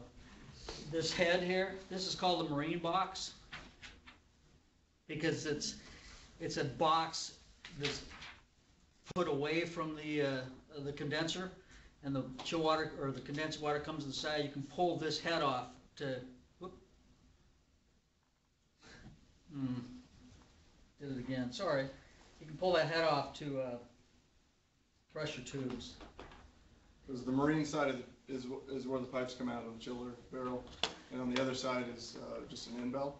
Yeah, the other side's just an end bell, exactly. So it's hard to move all the pipes out of the way, obviously, so you can't clean on the place where there's no pipes, then the marine box is how you do it. Exactly, exactly. If it's, if you're pulling the head off where the pipes are, it's a long reach to get to the tubes though. So keep that in mind if you're ever brushing tubes. This is another chiller at Children's Hospital. This is a 500 ton. And you can see the evaporator is up high by the insulated piping and the insulated shell. And then the condensers down low. And that does not have a marine box on it. You see the pipe goes right into the end of the machine. You know, it's weird. These machines are in the same mechanical space. And they got half of them with marine boxes and half of them without. So I have no idea why they did that. This is that same machine. You can see it's a twin compressor with a common refrigerant circuit. You got these are the oil sumps for each compressor. These are the control packages. Each compressor's got its own control packages, but it works off of one common control panel.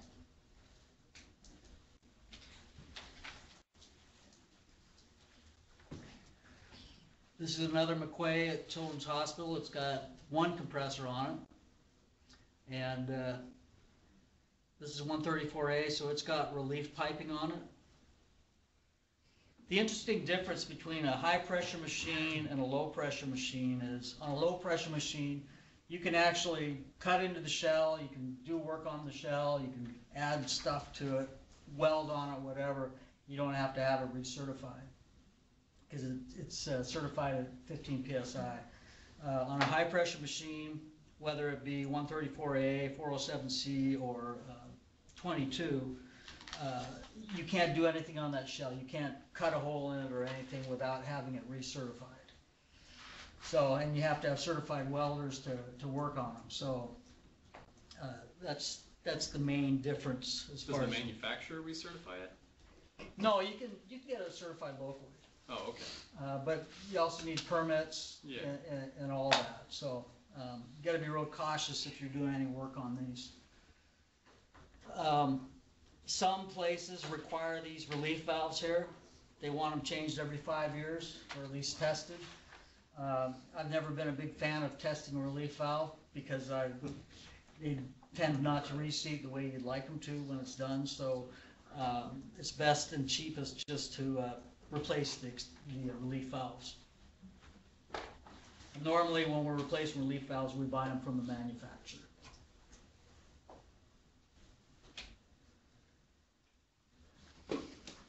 This is your standard train. Looks like it's a three-stage, three impellers on it. You can tell by there's one, there's two, and there's 3 sections. Each section has its own impeller. Train uses a multi-stage compressor just because they're running direct drive, 3,600 RPM, so they can get the same tonnage out by running more impellers. On McQuay, Carrier, and Yorks, they all use a speed increaser. It's called a transmission to get the impeller speed up so they can generate the tonnage they need out of it. The advantage of the train is they're very quiet. You can walk in and you can actually be fooled because of the pump noises. You can't tell which machine's running. So I've embarrassed myself on that more than once. This is your oil sump here. You can see it's got the oil filter, it's got the sight glasses. Right in here is all the terminals and for your oil pump, and also that's where your sump heater goes. The sump heater on these, you don't have to get into the oil system. It just goes into a well. It's about that long. You just unscrew it, pull it out. And they do fail about every 10 years or so. You have to replace one. Now this is a low pressure machine. You can see they've got it's called a pressure pack. So when this machine is off, when it shuts off, if they didn't have the pressure pack, it would be sitting in a vacuum. 70 degrees with R123 is about an 8 to 10 inch vacuum. So if you got a leak in it, it's going to fill up with air. The advantage of the pressure pack is when it shuts off, it brings the heaters on, and it'll bring it up to 0 psi. So even if you do have a leak, it's not going to pull full of air. And then when you want to go in and do a maintenance, you can hit a switch and it'll pressurize it up to 5 psi, so you can go through and do your leak check on it. If you're ever doing a leak check on one of these, on a low pressure machine, it's best, instead of going through, if it doesn't have a pressure pack, it's best just to go through and check your saturated temperatures. Take your chill water and condensing temperature. If it's been sitting idle for a period of time, they'll both be the same. And you take your saturated pressure temperature, and it should be real close to what your chill water temperatures are. If you come in and say you've got 70 degree or 75 degree water and you're sitting at atmospheric pressure, you know, and if you use your pressure temperature chart, that'll tell you with 123 you're at about 85 degrees. It'll tell you, I got a lot of air in this machine and I need to leak check it. That's how we, you know, it's a really competitive market out there for maintenance. So on these low pressure machines now, we're going and saying we'll check saturation. On the trains, you can look at purge counts. They have a purge on it to get the air out of the machine. And it keeps track of how many times it's vented into the atmosphere that year. And if you've been maintaining this equipment for a period of time, you should be writing down the purge counts every time you go in. And if you notice an elevated purge count, you know it's venting refrigerant out of the, or excuse me, venting air out of the machine.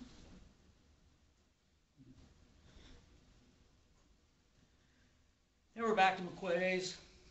Again, this is an old two compressor system, common refrigerant loop. These are high-speed machines. They've got a speed increaser on them. They whine. They're quite loud, and they hold a lot of oil and they rust a lot. How come they rust? Just on the McQuay's especially, they put a lot of liquid refrigerant into the motors for cooling, and if you're running and you measure your motor shell temperature, it's running about 45 degrees, and it's insulated, but so these machines are all pretty old, and the insulation's gotten hard, and flaked off, and they start to rust. So that's the biggest issue we have. This dryer here, well, I re-insulated it, but it's a big, I think it's 2.5 inch vapor dryer off the motor. It had actually rusted through to where I was picking up leaks on top of the dryer. So I was after the customer for 3 years to replace that, until finally his refrigerant monitor went off. And it's because it was leaking out of that.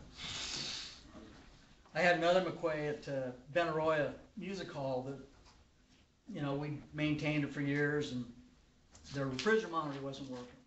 You know, we kept saying, you got to get that fixed, and they never did. Well, one spring I went in to start the machine up, and it had no refrigerant in it at all. It leaked out over the year, and it's 2,500 pounds of refrigerant. Oh God. You know, had they had their monitor working, because it's in the basement, and there's only one exit out of that room, which is where the monitor was, it wasn't working, they would have found that leak, or they would have found, hey, we've got a refrigerant leak. And it ended up on the isolation valve for the suction line. You know, it's a 14-inch valve, and the rubber had split, and it started spewing it out. I don't know when it split, but we do our leak checks in the spring. And so it was during the runtime at some point.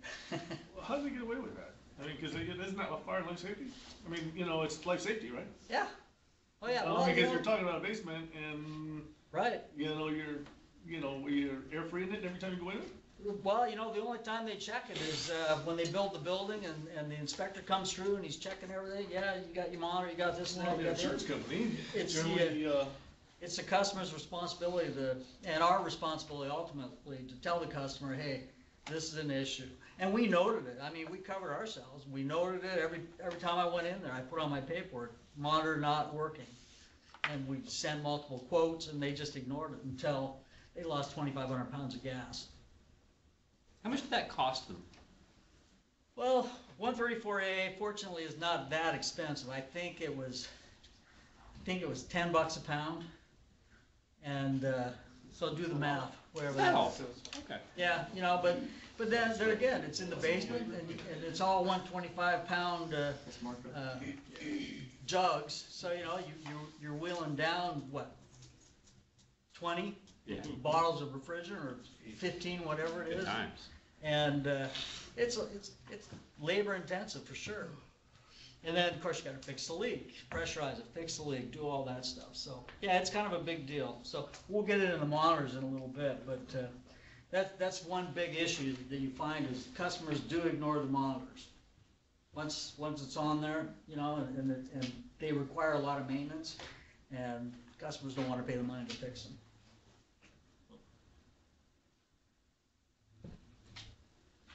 So, compressor types.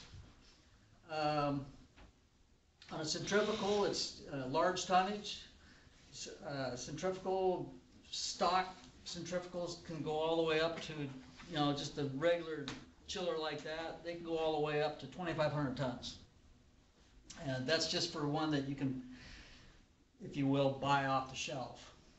And they'll go down to, I think the smallest one they have out now is about 175 tons. This is the smallest centrifugal they have. Very energy efficient. Most manufacturers now are boasting their 0.50 kW per ton, where, you know, back when I started, 0.1 or 1.0 kW per ton was the standard. So they've cut their operating costs in half on these. And it's all about maintenance efficiency. They've changed the design of the tubes on the evaporator and the condenser. It's all about heat exchange, so they've put rifling in the tubes to get the water to swirl for more surface area. They thin the outside of the tubes for more surface area, and they put drives on them now, and they've made them very complicated. But centrifugals are pretty low maintenance. As long as you do an annual maintenance on them and maintain them, they don't need to be overhauled often. Most overhauls are because customer or service people, whoever, have not done their job maintaining it. The best thing you can do for your centrifugals is keep your condensers clean. If you can reject the heat, they're gonna run. They are serviceable. You know, most 134A machines have got isolation valves, so instead of having to pull the gas out, you can move your refrigerant to the condenser, or you can move it to the evaporator. So that makes it pretty nice. The Carriers, the McQuays, the Yorks, they all have transmissions, so they all have a certain high-pitched whistle that if you're in a loud room for a long period of time, you really should wear some hearing protection. I always did, even back then, and you know, fortunately, I don't have any hearing loss, so that's a good thing. Yeah. When you say transmissions, how much difference in speed, or how many steps are there to the transmission like? Well, it's just you got a pinion gear which comes off your a bowl gear which comes off your motor. These motors all turn at 3,600 RPM, and then depending on the machine and the impeller size and this and that, it goes to a pinion gear, and like they designed the gear code, it's called, depending on what your pressures are going to be, what your design flow rates are, or what your tonnage is even. They can, like York for instance, they've got one compressor that'll do multiple tonnages. Just depends on the gear code they put in. Usually the impellers on a York, I'm saying York because I'm more familiar with them, typically the impellers are gonna turn around 8 to 9,000 RPM. So it'll go from 3,600 to 8, 9, 10,000 RPM. On these, we do yearly oil samples, and we send those out for analysis. What we're looking for is moisture, that's a big one, and acid. And then, you know, they throw in iron and aluminum and copper and all that, but a lot of that is all based on what your moisture is. That's what'll screw you up. So this is Grayson over here. This is the job that we did the end of last year at the Arnold building at Swedish. They wanted us to come in and do an open inspect on the and a seal on their chiller. So we separated that's your impeller right there. We separated split the compressor and took a run out and the thrust reading and all that for them. Put it back together. That really didn't take long. It's a low pressure machine, so we pulled the gas out, and it took about a week to reseal it and put it all back together, get it running right. So, but you know, I say it didn't take long, but you know, in your world where you're working on air-to-air systems, working a week on something is a long period of time. But that's the advantage of working on these big chillers. You know, it's not uncommon to work on a job for a week or 2 weeks, depending on what you're doing. So, but like I said earlier, you know, if you make a mistake, it's usually a big mistake. That impeller is probably $20,000. So if you pull it out, and it goes into a seal, so you got to be real cautious. There's like 5,000 clearance. So if you bang that seal up, the seal itself is probably $1,200. You bang the seal up or you bang the impeller up, you just cost a lot of money. So you just got to be very careful. You got to know how to rig.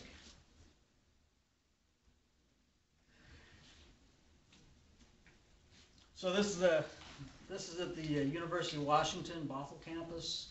This is a York screw machine. You can see that this screw compressor is encapsulated in insulation. That's sound barrier insulation. It's a heavy kind of leaded insulation. It's just to keep the sound down. Because in a mechanical room that is basically enclosed, not really designed for quiet, the noise will bounce around, and these are really loud, so you really got to wear some hearing protection. As you can see, the Yorks have they're an open drive, so they have a shaft seal in here. We were talking earlier about some oil seals or some seals that rely on a certain amount of leakage for cooling and lubrication. Yorks all have a catch bottle underneath the shaft seal to catch the oil, and the oil is kind of important. It cools the machine off and it lubricates it. So we monitor the amount of oil that's actually spilling into that machine. If you're dumping, if you're filling that bottle up, and it's about a 1 quart bottle. If you're filling it up once a month, you got a bad shaft seal. If it takes you all summer to fill it up, that's not a big deal. Just want to make sure you empty it because it will overflow, and it creates quite a mess. So the screw compressors, again, they're very loud. We take oil samples on these annually, and we send this out as well. We're looking for the same thing. We're looking for moisture, acid, and on these we're also looking at the metal content, because when a screw starts to fail, it'll start to put a lot of iron in the oil. They are efficient. They will unload down to 10% of capacity.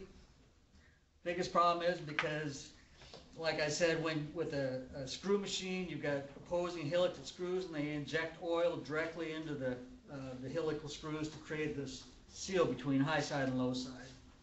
So if you get a leak, it's going to squirt oil out, or you're going to have a big puddle of oil laying around underneath it. So that's a problem. What do you do if you have metal in your oil when it comes back?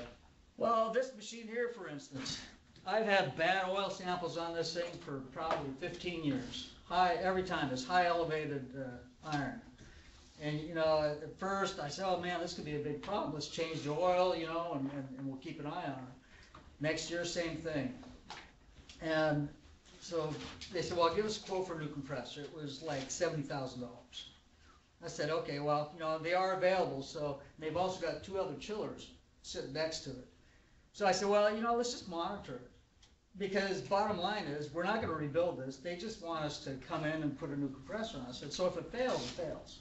Well, here we are 15 years later, the thing still runs, we still get elevated iron content every year, but it's still running, it still sounds like a screw machine, so, you know, I guess we're lucky on that one. But yeah, if you got elevated iron, it's typically coming out of the compressor. And if you're lucky, it's not a big deal. If you're unlucky, the thing will, usually it seizes up on it because it's very tight tolerances in there. At that screw class you're gonna have, you'll be able to look in and see the thrusts on it and how tight everything is. And so I'd like to go to that. It's really gonna be an interesting class. So at York, they never allowed us to rebuild their fricks. They bought frick compressors, and they wouldn't allow us to rebuild them. They said just come in and replace the compressor. So we never really learned much about rebuilding screws. So this is your typical oil sample that we get back when we send it out. You can see it's got the acid numbers, it's got the water content, right in this area right here. This is what we're looking at. This is a big one. This machine here, this has been a Royal Hall. 244 parts per million, and the acceptable range is less than 400 parts per million. So that's great, you know. And then down here, you can see it's got all the dates. So this company actually tracks everything, and you can show your customer, well, yeah, you know, it's tracking pretty good. Nothing really changes much. You can see when we went way up on parts per million right here. That was the year they lost all their refrigerant. So I was really, when I first found that, I was really concerned that they broke a tube. That was a big problem, but it wasn't. So the annual oil samples, it compares to last to current. Again, you're looking for changes, metals, moistures, and acids. So it's a great tool. Some people say, oh, you don't need that, you're wasting your time. But it is a great tool. If you get elevated water, you know you got problems, and you really need to address that situation. If nothing else, change your dryers and change your oil. What's your limit for water on like the screws for parts per million? Well, they're all the same, you know, it's all, we'll go back to that. It's all, crap. You have to be real anal about taking your samples too, and making sure that you dry the refrigerant out of there. You're not taking them on a humid day, and that you're getting them back to the shop and getting them sent out immediately. You know, Yeah. Don't let them hang around in your van for a day or two, because even when you take them and you get them to the shop, it takes almost a week before they actually sample those. And and generally when you get a high one, you know, a lot of times it's cheaper to take another sample to make sure, you know, that you actually got a true high sample, that you didn't screw it up, or the lab didn't. We used to have Herget used to do it before, and they were terrible, because if you actually looked at the samples and when they actually did it, shit, sometimes it wasn't, you know, 2 weeks, 2.5 weeks before they'd actually sample it, and, you know, magically they'd always be high then too. Right. There are certain ways you gotta take oil samples. Low pressure ones are nice because, you know, you don't get the foaming, but you get into R22 or some of the higher pressures, when you take your oil sample, you get a lot of refrigerant mixed in there, and if you take your oil sample, seal it up, put it in your van, it's hot. I've ruptured a few bottles that way. So the way you're supposed to do it, which is, you know, it's very costly to do it this way, but they actually want you to remove the refrigerant from the compressor, take your oil sample, and then put the refrigerant back in. And you know, it's unrealistic. It really is. So you just got to be really careful. And like you said, you got to be quick when you pull the oil out. You don't want to just set it over here and leave the cap on, because POE oil especially is very absorbent of moisture. So most all the screw compressors have POE in it. They don't have mineral oil in it. They got POE. So most of them have POE. You know, So when York first came out with their screw machines, they were using R22 and mineral oil. And the biggest problem they had was the oil would foam out and you lose all your oil in the system. You know, we're talking 15 gallons of oil. And it would foam out and go on the secondary oil return pan. And so they actually swapped the POE oil on that as well. So they all use POE now because it's more stable. But like I said, it's real susceptible to moisture. So just want to make sure that you seal it up. A lot of times, if you're looking at your, I always used to watch the iron count too. You talked about where, you had one that, the iron came up and, you didn't, I don't know if you, I don't know on yours, but on mine, I noticed that, if my iron count get up, then I generally needed to really look and see, make sure that my metering devices, that I wasn't bringing any liquid back. Right. Under all conditions, not just the condition we were out there on the perfect day. And Right. most of the time, and there's a fine balance between getting it to where, you're not bringing any liquid back, but you can't have too much either, because then you have high discharge temps. Well, most of these compressors nowadays are protected. They look at superheat, and if their superheat drops, it shuts them off because it's moving too much liquid through. On the chillers, yeah. On the chillers, yeah. I've only dealt with them on mammoth units and, Right. and. Right, and these are all flooded systems and all that, so you need to be really overcharged to be bringing back a lot of refrigerant. But yeah, so if your superheat drops on this rapidly, or it's running below where it should be about a 30-degree superheat, if it's running about 10 degrees, it'll shut it off on low discharge superheat, and it'll say high refrigerant charge. So this is a standard oil element, and filter dryer. This is a spin-on. It's a lot of them are that way. Yorks are elements. So you actually pull the canister off and drop it in. But this is something that we recommend doing every year. It's changing these dryers and changing these oil filters. It's that's how you're going to increase the longevity of your equipment. On low pressure machines using mineral oil, I recommend changing the oil every year. Mineral oil, the oil sump, oil heaters break down the oil, and you end up with black carbonized oil. And even though you send your oil sample out and it comes back all okay, change oil is cheap insurance. Is it also just because it seems like with those low pressure machines, you're getting moisture in the system one way or another? Right. So you just. Yeah, and the moisture breaks it down as well. So, yeah, I've got machines I've taken care of for 30 years, and I change oil every year, and we've never had an issue. And the oil comes out clean every time, but I take an oil sample, and I also change oil. But they really design it to where the oil heater breaks it down, because I know they say don't let it get into the 200-degree plus range for too long, but they really design it to where. Well, the oil, so on the Yorks, well, even the trains, that element gets hot. Yeah. And yeah, you want your maintaining oil about 140 degrees. Yeah. But that oil around the element, it's who knows how hot it is. But it breaks it down, and you end up with really hard, chunky carbon deposits on that thing. And it bypasses your oil filter somehow, it'll end up in these aluminum sleeve bearings, and they'll just wipe them right out. So when you do that, you'll just pump it down, replace those line dryers, change your oil, and that's kind of considered regular maintenance. And mineral oil's cheap. Yeah. So that's cool. Another thing we do on all our maintenances is on all the centrifugals we have, we don't do it on screws because there's too much vibration involved, but vibration analysis. And we have the tool, it's an augury, and you guys should be using it on air handlers too. It's available to everybody in the company. And it's a great tool, and customers love it, and it gets us in the door, and we just include this in all our maintenance. For me, I don't know if it's, I honestly don't know what good it does for you, but customers like it, and You haven't seen it, what you're saying is you haven't seen it as a very good diagnostic tool to tell you whether your bearings are actually going and stuff, or, I mean, if you do it enough, you can see differences, but the vibration is gonna change depending on water temperatures, on loads, on everything. It's not gonna be the same. So so we take well, Boeing Kent's a great example. They thought they had, well, they got a bad motor.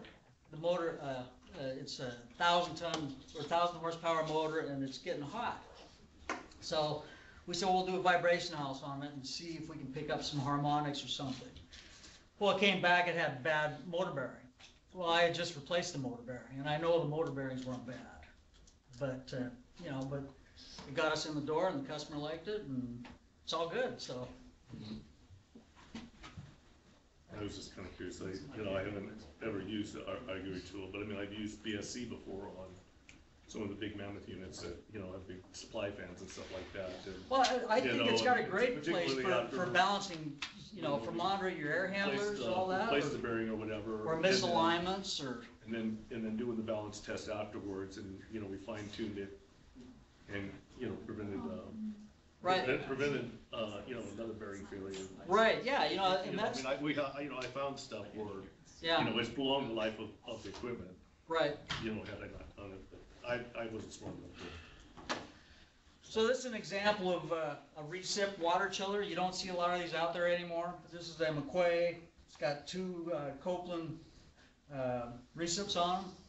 And I do have to say they were pretty reliable. This machine was put in probably in the mid-'80s, and I just replaced the last compressor on it last year. So that's a lot of years to have the original compressor on it. And, Recips are pretty high maintenance, they're inefficient, they're also obsolete, you don't see them around anymore. They're somewhat quiet, and we do oil samples on site with the Sporlan test all. One thing I didn't mention, depending on the size of the machine, like if you got scroll machines, number one, they don't give you an oil access. So what you can use is, I forget what it's called, but you just put it on the suction line and take a burp of gas out, and it'll tell you what your acid content is on that. The Recip maintenance, you do your operationals, check superheats, all that stuff, oil levels, on-site oil sampling, you make your motor windings, and your visual inspection for refrigerant leaks and all that. It's pretty simple stuff.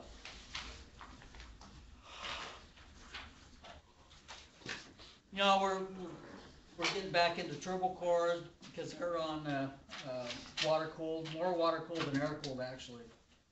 And these are the multi-stacks I was talking about at Children's. How much do you love those? Hmm? How much do you love multi-stack chillers? Well, I don't like their Corel controls. I don't like their raised plate heat exchangers. I don't like their price. I think I've heard they're about $50,000 a piece per module. This is a 6-module chiller. It's all got the TurboCors on it. That's an option you can have. A lot of them have, what are they, Copeland scrolls on them, I think. And they'll have three scrolls. They're 50 tons a piece, so whatever the equation is, I think it's 3 17-ton scrolls on them or something. I think they're overpriced, and they've got an application, but no, not much in my world. Hopefully I don't have a multi-stack guy. Who is it? Jim Black or? Well, Jim Barrett was, well, you're talking Keith Black. Keith Black, You yeah. just mixed up two different technicians. Yeah, get them all together. Because Jim did some TurboCor work too, but yeah, Keith worked for multi-stack, and that's what he did was, but I don't know that he was specific just to TurboCor, but he was multi-stack. Multi-stack, yeah, and he traveled the world, and I'm looking, these things are super simple. Why do you need a guy traveling the world to work on that? It's like, you got your Thermo King technician that's traveling all over the world to fix a truck cooler. So, but is Keith still working for them? He's over at Hermanson. Oh, you went to Hermanson? Yeah. Well, there you go. So. For now. Maintenance, we already went over that. There's really not much you can do on them. You need a special tool to plug in and check everything. Todd Zeller's qualified, Jeff Rosso's qualified. These are chiller guys that we have within us. You know, if you guys are ever out in the field and you get a chiller call, which you might, the chiller team is only on call in the summer. Wintertime we're not on call, there's not many of them running. But you can call any one of us on the chiller team and we'll answer your questions. We're all working for the same team and we will answer your questions and we'll help walk you through it, you know. And there's only gonna be a certain amount of stuff you guys can do, and that would be, you know, check flows, check this, check that, and that's about it. Anything else is... So this is a water chiller with scrolls. You don't see this very often. This thing looks like it's 1,000 years old, but low tonnage, you can stage them on, pretty efficient. And again, you only do oil samples if you suspect a problem, because there's typically no place to pull the oil out, and if you took an oil sample and sent it out every year, you'd be out of oil pretty soon. You guys work on scrolls a lot anyway, so you know, yeah, you know how they work, you know what they sound like, all that. So on the maintenance, we do an annual leak check on these. You know, on the annuals, so we've been talking about doing the visual. That's when you do an operational. You're going in, you're just checking things out. You don't want to do a leak check every month, but annually, yeah, we go through, we do a leak check on the high pressure systems. This is the only picture, Seth, and I can find of a leak detector. It's a good one. But you get the point. So on most control panels nowadays, whether it's Carrier, York, Train, whatever, they all have pretty high-tech control panels. And you can actually go in and hit the history key, which is, oh crap, I did it again, sorry guys.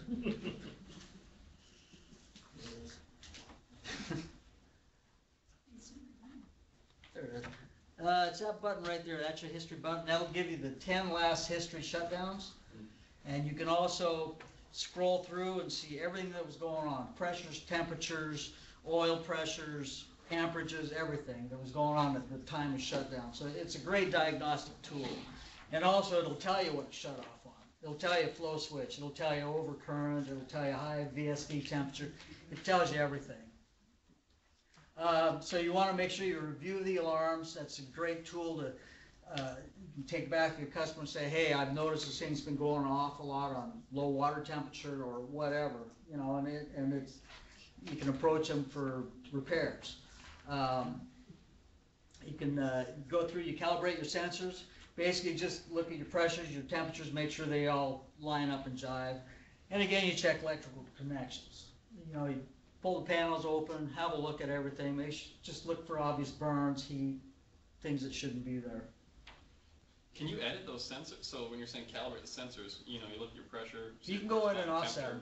Okay, you just would set and offset. And yeah, you can go offset them. So if you got one that's running high or running low, you want to make sure you know you did that though, because there's probably something going wrong with that transducer. Because normally they're pretty nuts on. Yeah. So you get one that's drifting, you want to make sure you do it, and then note to yourself you want to go back and look at it again later. And again, it's important. This is probably the biggest thing you can do to keep your chillers going is brush your condenser tubes. You're familiar with that. Children's. Yeah, he was helping me one year, and it was quite the deal. 9 chillers, they're all about that size. That tower was the worst. It was 8 full hours of getting mud out. That one tower. Yeah. That was the worst. Yeah, they've got cooling towers there that it's a brand new cooling tower, and I don't know how many 55-gallon drums we pulled out of there. It was all day. Yeah, it was all day. It's a big tower though. It's twice the size of this room the sump is. Oh my God. And it's a mess. I had him in there all day doing it. I sat out and received the vacuum cleaner. So. That's what happens when you get to the point where you're going to retire in the next couple of years. Yeah, just sit out here. I'm fine. So, but yeah, clean the condenser tubes by punching it. That tool there, it's called a It's a Remomatic and it's auto feed. Now, have you guys worked with the Remomatic? I think the auto feed's slower than manual. I'd rather use manual. Well, if you're doing a bunch of tubes though, you'll find out. I disagree. I love using it. He has strong forearms. Yeah, I got tendonitis from hand feeding. You do enough, yeah, it wears you down. But so that's got it's got a little gun that you press a button and it feeds the brush in, and the brush is in a tube that squirts water out, so it's flushing it as it's brushing, and then it pulls it back. And so if you're consistent, you can do that in 4 hours. Pretty easy. A lot of this though, the most time spent is isolating and draining. Because, you know, unless you got a compressor down there where you can introduce some pressure and blow it out, you know, it's all gravity. And it's really recommended not leaving the space while you're draining. And it's also recommended not leaving the space while you got your heads off. Because if something happens, like if you go away for the night and come back the next day and discover that somebody swung the valve open or automatic valve open or something, and you flooded the whole building, and that's happened. I saw it happen in a building at Genentech in San Francisco where it wasn't us, but the contractor had left the heads off, and then he didn't isolate anything, didn't lock anything out, and then the valve automatically opened, and it dumped all the water out of the tower into their machine room, which was upstairs. And it drained all the way down. It was like a 6-story building. And when I got there, they had fans down on the first floor because it had flooded everything. It was just a terrible mess. Tear the building down? It happened downtown 4 years ago. They somebody left it open, and automatic valve opened in the middle of the night, dumped it. Yeah, it happens. It happens more than you It was a much taller building. happens more than you think, you know. So rule of thumb: don't ever leave the head open at night, even if you're not done. Button it up. You don't have to fill it up, but at least put the head on and put a bunch of bolts around and make sure everything's closed. So if something does happen, you know, it's contained. So brushing tubes every year, it will increase the efficiency, heat exchange, and it will extend your chiller life by a long period. Another thing we do, we recommend this every 5 years, is have your tubes eddy currented. Anybody know what an eddy current is? Basically, it's a probe that you feed into your tubes, and the probe introduces a magnetic field around itself, and it looks for, it measures the thickness of the tubes. It locates outside diameter pitting or inside diameter pitting. It'll locate cracks and support wear. We don't do this in-house. There's too much liability. If you miss something and the tube breaks the next week, you don't want to be liable for that. So we subcontract Tubular Technologies. He's a guy that's been around. He's out of Mercer Island, done a lot of them. What's the percentage of tubes that you can have blocked off, or? You can have up to 20%.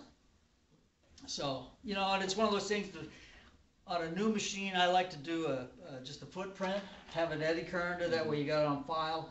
5 years down the road, have it eddy currented again, compare it, you know, and then every 5 years after that. And when it gets around 20, you should probably do it every other year. Again, if you break a tube, it's a big deal. It's expensive, and you want to do it. We did, they broke a tube at Group Health up on Capitol Hill. And I got the service call, the machine wouldn't start. They were blowing fuses. So I'd go up and look at it. Well, the compressor had seized up. And it was the acid that had been generated by the water in the machine that had it just aided all the aluminum bearings and turned them into this white powder that just seized everything up. So that was a fun job. That was quite the overhaul. Here's an example of a guy. Not wearing gloves? Is he? Well, he's a subcontractor. So, but he's doing eddy currents on an evaporator, and it somewhat looks like you're just brushing the tubes. You're just putting the thing in, you're pulling the thing back out. Over here, you can see he's got a scope here, and that looks like.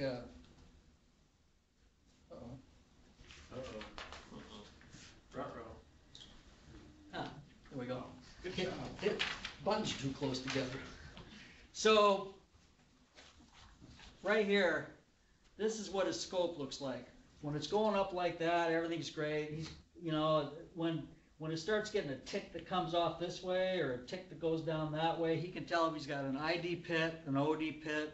If this starts going elongated like that, he knows he's got probably a crack or something, and he notes it. He also takes a graph of every anomaly that he finds, and then he'll, depending on what he's finding, he'll put corks in the tube with the different colors, and then he'll go back and revisit those. And then the report you get looks like that with all his findings.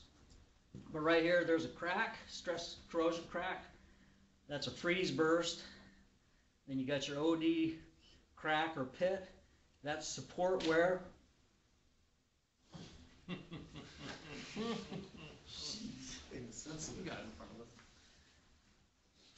And then your ID through hole. Remember I was talking about the different types of tubes they have? That's the finning that they put on these, it's almost a thread that they put on these copper tubes for more surface area, more heat exchange. And that's the inside of a tube. You can see it's kind of rifled. That's to get the water swirling so it'll get better heat exchange.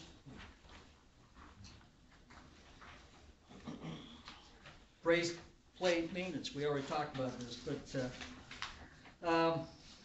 take special machine, we've got one, so, and it's in the chiller lockup, if you guys ever get in a situation when you need to use it. Ask Daryl West, or one of those guys, I'm sure he'll lend it out to you. Yeah, if you remember when Alpha Lavelle was here last summer, they brought that trailer, and then they had the plate and frame heat exchangers with all the plates. That's basically what those are, but they're brazed. They put them in a furnace, they get all brazed.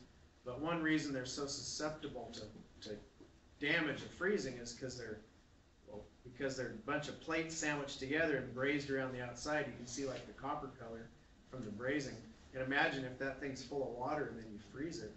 I mean, even if it doesn't rupture on the outside, it's just going to push those plates together and just squish them, and then it cracks, and then they're garbage. And if you think about, you know, what's inside that heat exchanger, Dave, you know what's in there? Inside the heat exchanger? Yeah. What's inside the heat exchanger there? Water, right? Or refrigerant. Or refrigerant, okay. Yeah, and so a lot of times if you get a crack, one side's refrigerant, the other side's water. Oh, and they'll it mix. just, yeah, it just mixes. Doesn't take much versus like a shell and tube. I mean, you got those long tubes and surrounded by a giant cast shell.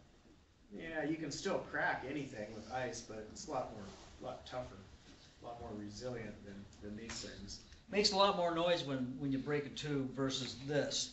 You can hear it pop when you break tubes. It's quite the noise. Those plates are the same design that with the opposing flow? They can be, Each yeah. plate's opposing flow, or? Yeah, each plate is a different, it can be counterflow.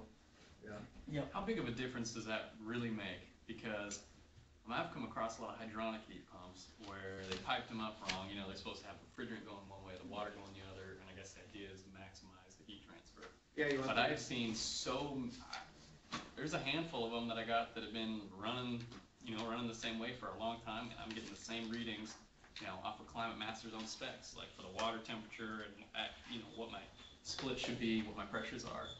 They'll run fine at R22. As soon as they switch the heat pump to a 410, it won't work. Really? I know from experience. Wow.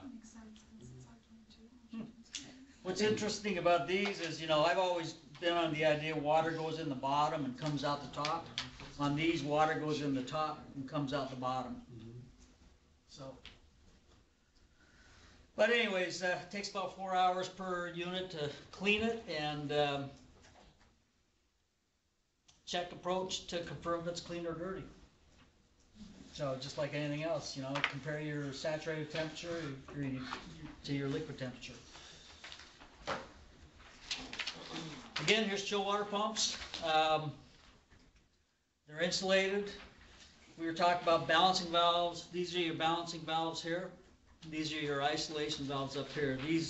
The guy comes in and puts his pressure across here, and looking for flow, and he'll adjust this valve to get the pressure drop he wants. And they go by the impeller curve on that, on design. These are condensing water pumps. How can you tell? No insulation. That's right, no insulation. Same thing, you can see it's got the balancing valves. These are identical pumps, the same machine room, just one's insulated, one isn't. Cooling towers. So this is what is called a closed loop cooling tower. You can tell a closed loop cooling tower because it'll have a pump on the side of it, right there. What this does is closed loop. It's got its sump water here. It pumps it up through spray headers, goes across this is your condensing water here, and it's a closed loop.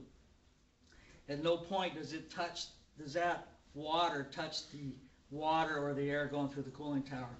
Advantage of this is you can treat your water. It's a closed loop. You don't even have to clean your condenser tubes or anything, because you can maintain your chemistry. So these coils are expensive. These are expensive towers. Disadvantage: they're not very well. They're efficient, but they're not as efficient as the open loop cooling towers.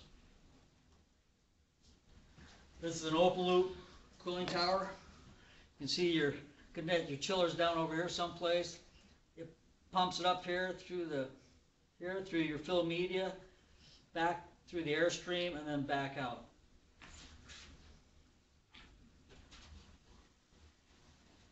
Yeah, okay, good.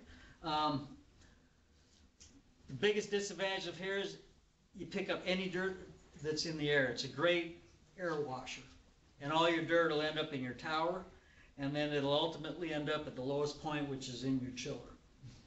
So, again, brush those tubes every year. And refrigerant monitors. This is, ironically, this monitor doesn't work. You can see the lights are on, but it's not working. Again, we've quoted it multiple times. This is a children's hospital of all places. And for whatever reason, these guys just don't want to fix this stuff, and it's not very expensive, but whatever. But what a monitor does, it monitors their air quality in parts per million. There's multiple stages you can set your alarms. It's designed to protect people.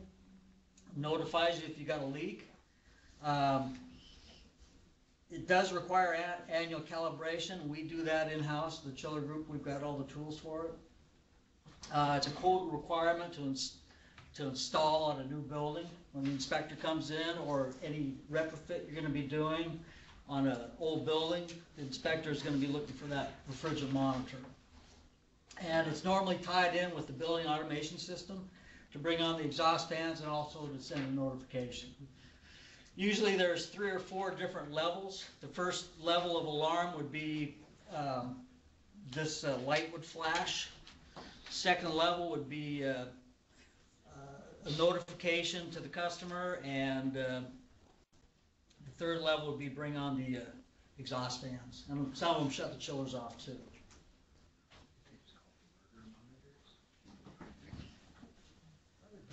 And we've already seen this slide. Standard air handler.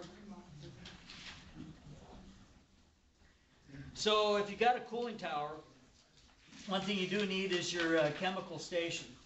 And this is a really nice one. It's designed nice. They've got all the nice pumps mounted nicely. They've got this is your sensing station here. They're looking for bio. They're looking for synthetic growth, whatever. And they add chemicals and bleed water appropriately. Again, we don't do this in-house. We recommend Chemtech. But chemical treatment is really important, and it's something you should discuss with your customer, if you're maintaining your chemicals, because it will screw you up. It will cause your machine to run poorly. The University of Washington, Bothell had a chill water leak, and they had it for over 2 years, and they were dumping 20 gallons a minute someplace. And you know, needless to say, they stopped putting treatment in their chill water system early on. And they spent a lot of time, a lot of money trying to find the leak. Well, over this 2 years, they developed a bacterial growth on the chill water side, which it's just this nasty, rusty looking slime that forms on the tubes and on all the piping. And makes the machine look like it's running low on refrigerant. And so, you know, once they found the leak, they were able to take care of the chemistry, and problems all went away. But if you got a customer that's not, you know, doesn't think he needs chemistry or whatever, he's wrong. You got to take care of that. So how do you identify manufacturers based on color? They're all kind of different colors, and they all have their own special colors. So McQuay's are typically gray or brown, and McQuay is now Daikin, but you can see what color it is. York, it's Caribbean blue. Real pretty, reminds me of the Caribbean. Carrier, they're green, either green or they've gotten more to a gray on their newer equipment. And then Train, I think their color is called Executive Brown or Executive Tan. You know, they got all their own weird little names, but they're all different colors. The best way to identify a machine, of course, is to look at the control panel. Usually the name will be right on it, or look at the nameplate. If you work around them enough, you should be able to just walk in the machine room and say, yeah, that's a McQuay, or that's a whatever it is. Again, the control panel nameplate. It's important to know where it's at, and it's important to write all the information down. Nowadays, you just take a picture of it. It takes a few seconds, and you got it on record. But anything you're going to do on this equipment, they're going to ask for model number and serial number. That's number one. And on Yorks, they're going to ask for the gear code. They're going to, you know, it tells you the refrigerant type, the refrigerant charge, your volts, and your amps.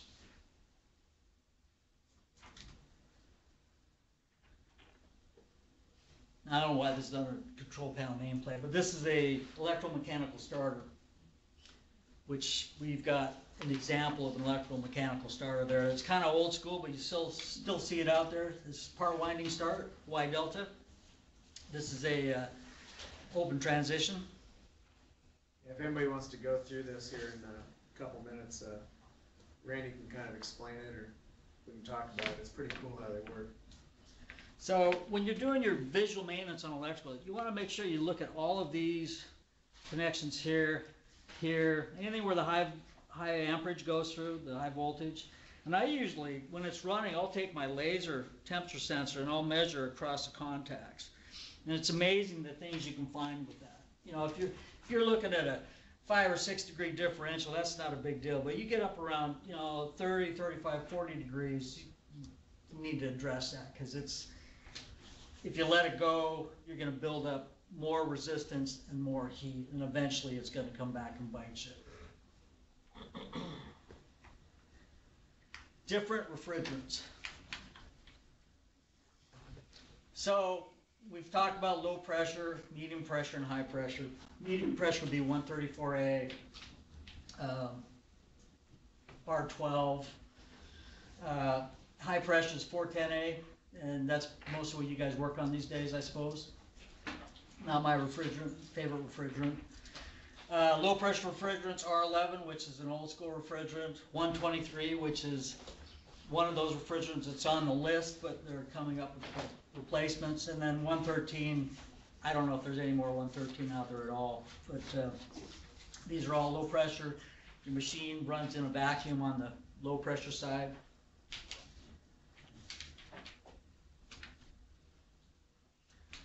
So I wrote this down. We did this just so you got an idea of the different freezing points. And the reason why I put freezing points in there is if you're working on a chiller, you need to be aware of where this machine's going to freeze. You're moving refrigerant around. Freezing the machine is the worst thing you could ever do. So if you're ever moving gas and you're trying to evacuate it and you get down below the freezing point, for instance, water boils at 32, water freezes at 32, and water is a good refrigerant. If you ever worked on an absorber, they use water for the refrigerant. But 123, that it boils at 82 degrees at atmospheric pressure, and it freezes at 20 inches. So if you're evacuating machine and you drop below 20 inches, you want to make sure that either your evaporator's been drained or that you have water flow until you're absolutely sure that all the refrigerant is out of that machine. So you just never want to isolate it, all that water. You just don't want standing water in You there? don't want standing water when you're down below freezing. Even when you approach freezing, when you're getting around 34 degrees, which would be probably about 19 inches, you just want to make sure you turn on the chill water pumps and get some kind of a flow. Typically, I wouldn't drain it unless you're planning on popping the head off anyways, because you'll screw up your chemicals. Average operating suction pressure on a 123 chiller is about 17.5 inches, which is 45 degrees. R22 boils at minus 41 degrees at atmospheric pressure. Well, you guys know all this stuff. We did this with for the sales people as well. But again, R22, when you get around 60 psi and you're continuing to pull it down because you don't know if you got all the liquid out or not, just make sure you got water flow. Usually what I'll do if I got time, I'll drop it down to about 32 degrees and I'll let it sit and I'll watch my pressures go up and I'll be touching the liquid lines and touching the bottom of the condenser and you know, looking for any metal I can touch on the bottom of the machine to see if I'm freezing or not. But regardless, make sure you got water flow. That's it. Yeah, that happens on like vertical self-contained once in a while, where you got a water barrel or even that raised plate where a guy will recover the refrigerant out, and he's basically pulling vapor, so it's boiling the refrigerant inside that heat exchanger, and it freezes the water, and then it splits the tubes or pops the heat exchanger. It happens about once a year around here, it seems like. Yeah. Somebody's just not running the water.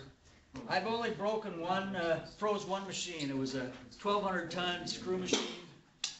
It was one of those places where it was a plant and I had to go to the operating room to tell them to give me water flow. I said I wanted 500 GPM across the evaporator, so he does whatever he does. And we're reading 500 GPM on his meter, so I went back and I pulled the gas out, and towards the end of the day I heard this loud popping noise coming from within the machine. What was that? You know, so I thought, well, it's time to go. Next day I come back in, well, the sight glass on the side of the evaporator is it's full of water. So I went in and isolated everything, drained it, went in and talked to the guy in the operating room, and I checked his flow rates. Even with all the valves isolated, he still had 500 GPM.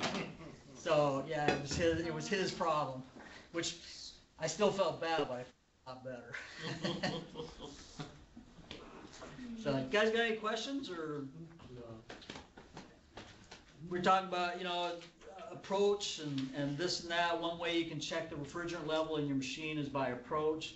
On a flooded machine, which is most centrifugals, you want an approach of 0 to 2 degrees. You know, suction evaporator approach. That's your suction pressure compared to your leaving chill water temperature. And your approach on your condenser, which is your discharge pressure versus your leaving water temperature, you want that about 2 to 3 degrees. So.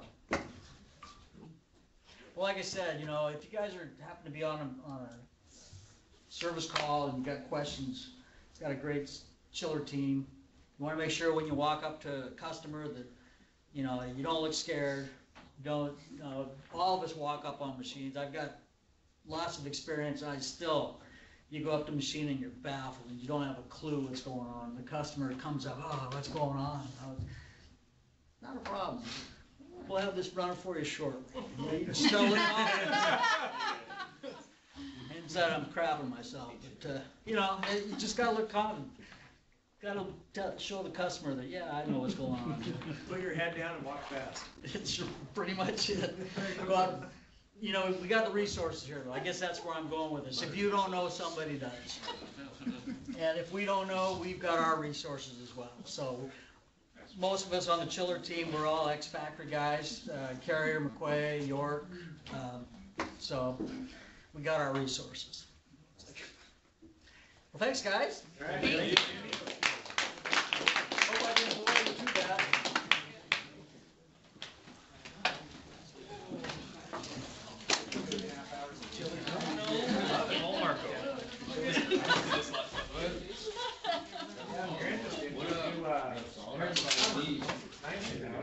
We do open shops in the back, so we have a workshop back there. Well, I mean, like, how much, am I gonna give you saws all over the wood blade, and you'll be out there all night, So or? you were around for Mac 90 this project. Do you have your cut through gloves? Well, when you start, why don't? Do you have safety So like glasses? we Yeah. PPE? You have proper PPE? This one. Proper Bring it up to speed. Usually there's a timer or. He's more cheap an on your amp. bodies?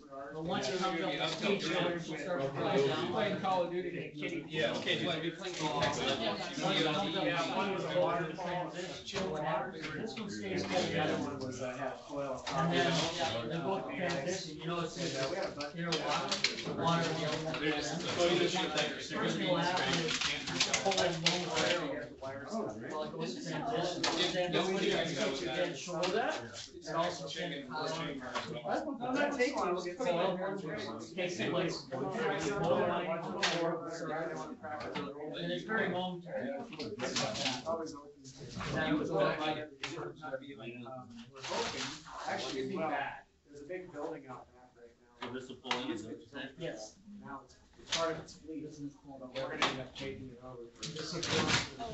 And so hopefully we can start more operating more year round and actually be able to, instead of having classes in here. It's pretty much replaced by drives. Yeah, you know, Have classes the problem within a is, giant it's workshop. pretty good technology, there's really not a lot to go wrong Actually on be it. around like. Biggest their hands problem dirty, is, take stuff these apart. contactors have got extremely expensive. Can you rebuild those? Yeah, we don't have boilers. You can rebuild them, yeah, you bet. You can rebuild them, replace the relays, or replace the contacts and all that. But some of these contacts are like $5,000. As a company, accountability. You know, does and then you start looking at, say, a Benshaw drive, Pretty good. or something like that, a soft start, where you can buy that and install it for $7,000. We gotta have you brace some pipe up this year. We'll do something. Yeah. Do something.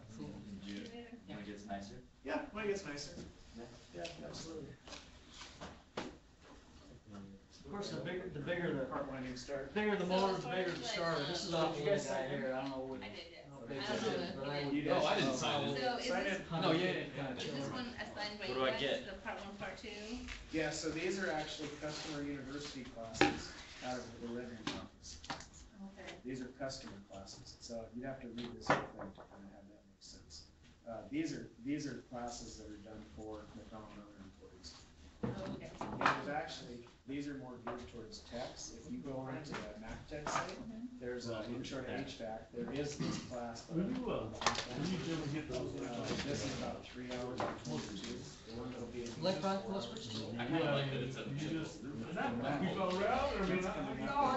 April. I get them from, What level is it? here.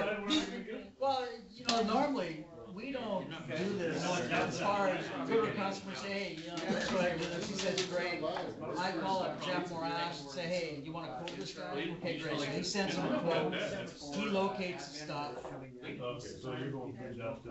Right, right, but, you know, the IFM effectors, Cause I got, you know, Good. I know that, you know, what I've done is, I put differential pressure stations, but I didn't think you're not. You have to do really careful, cause they don't really make them down to down that 5 low. PSI, Yeah, I was gonna say, and so, you know, constantly cycling those things every time, just to make sure that they're gonna work.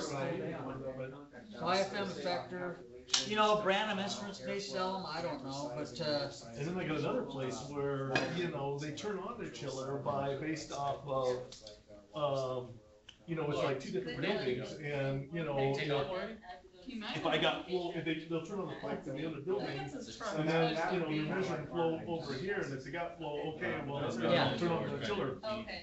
And, you know, we've had, troubles, you know, they had one before, you know, that, was different, it was working off different pressure, it was off like a little analog gauge, and when the gauge, you know, went over, and then you switched, but They'll be in for that. it wasn't very reliable, same thing, you know, Same thing, right. you know, so, you know, if I could, you know. Yeah, well, talk with, Dave or Steve or one of you guys.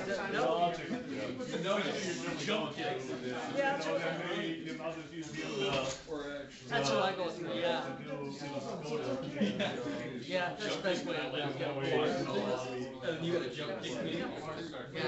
I, you know, I seen one before, it wasn't quite like this one here. Once it had like a little wheel on it or something. Yeah. You know, here at, Have you ever done this? double tree, Destiny. Oh, down at, You know, that's got South? that, yeah, the one right across from South. Right, right. So And, you have like, you know, a we had problems. checklist of different things that. What's that? Has Is it a wheel? That's what's improving the flow? there ever been a time? Yeah, well, and it had, you know, it was really. Those are actually flow monitors, you know, you kind of pass the spin and Yeah, set up and, and calibrate. I mean, really, that's all it was, is we just pulled it out, cleaned it, stuck it back in, and it worked. You know, it had a pretty good, you know, plate on the side of it, that kind of really told you, how fast, and, you know, and it gave me a signal coming out, so I was like, okay. Well, Yeah, they've got all kinds of weird flow monitors. They got actual bubble flow monitors. How the bubble rate going across your pipe. It's like, really? Well, yeah, This that's works? how we Custom Balances got one of those, and we Yeah. had one of those Custom Balance guys. I don't trust those. Yeah, well, I mean, it helped us figure out that, you know, where, because we knew we weren't getting the flow through our, Yeah. you know, down the pumps, we were getting flow, but we couldn't figure out where we were losing the flow at, so we used it through the building, and we found Okay, well, out what that's branch good, was, you know, not flowing, and then, you know, okay, it's that You isolation use out that there, that, diagnostic. yeah, you know, so, you know. Alright, we'll have. Great. Alright, cool. You bet. Thank you, Randy. You bet. Yeah, nice to meet you. Nice to meet you, thank you. All right, you signed in? Yeah, thank you. You bet. Yep, I signed in. I feel like you've used this one for a couple different classes. Hey, it's a good display, it's a good display. I got a question, you know, this is coming from a point of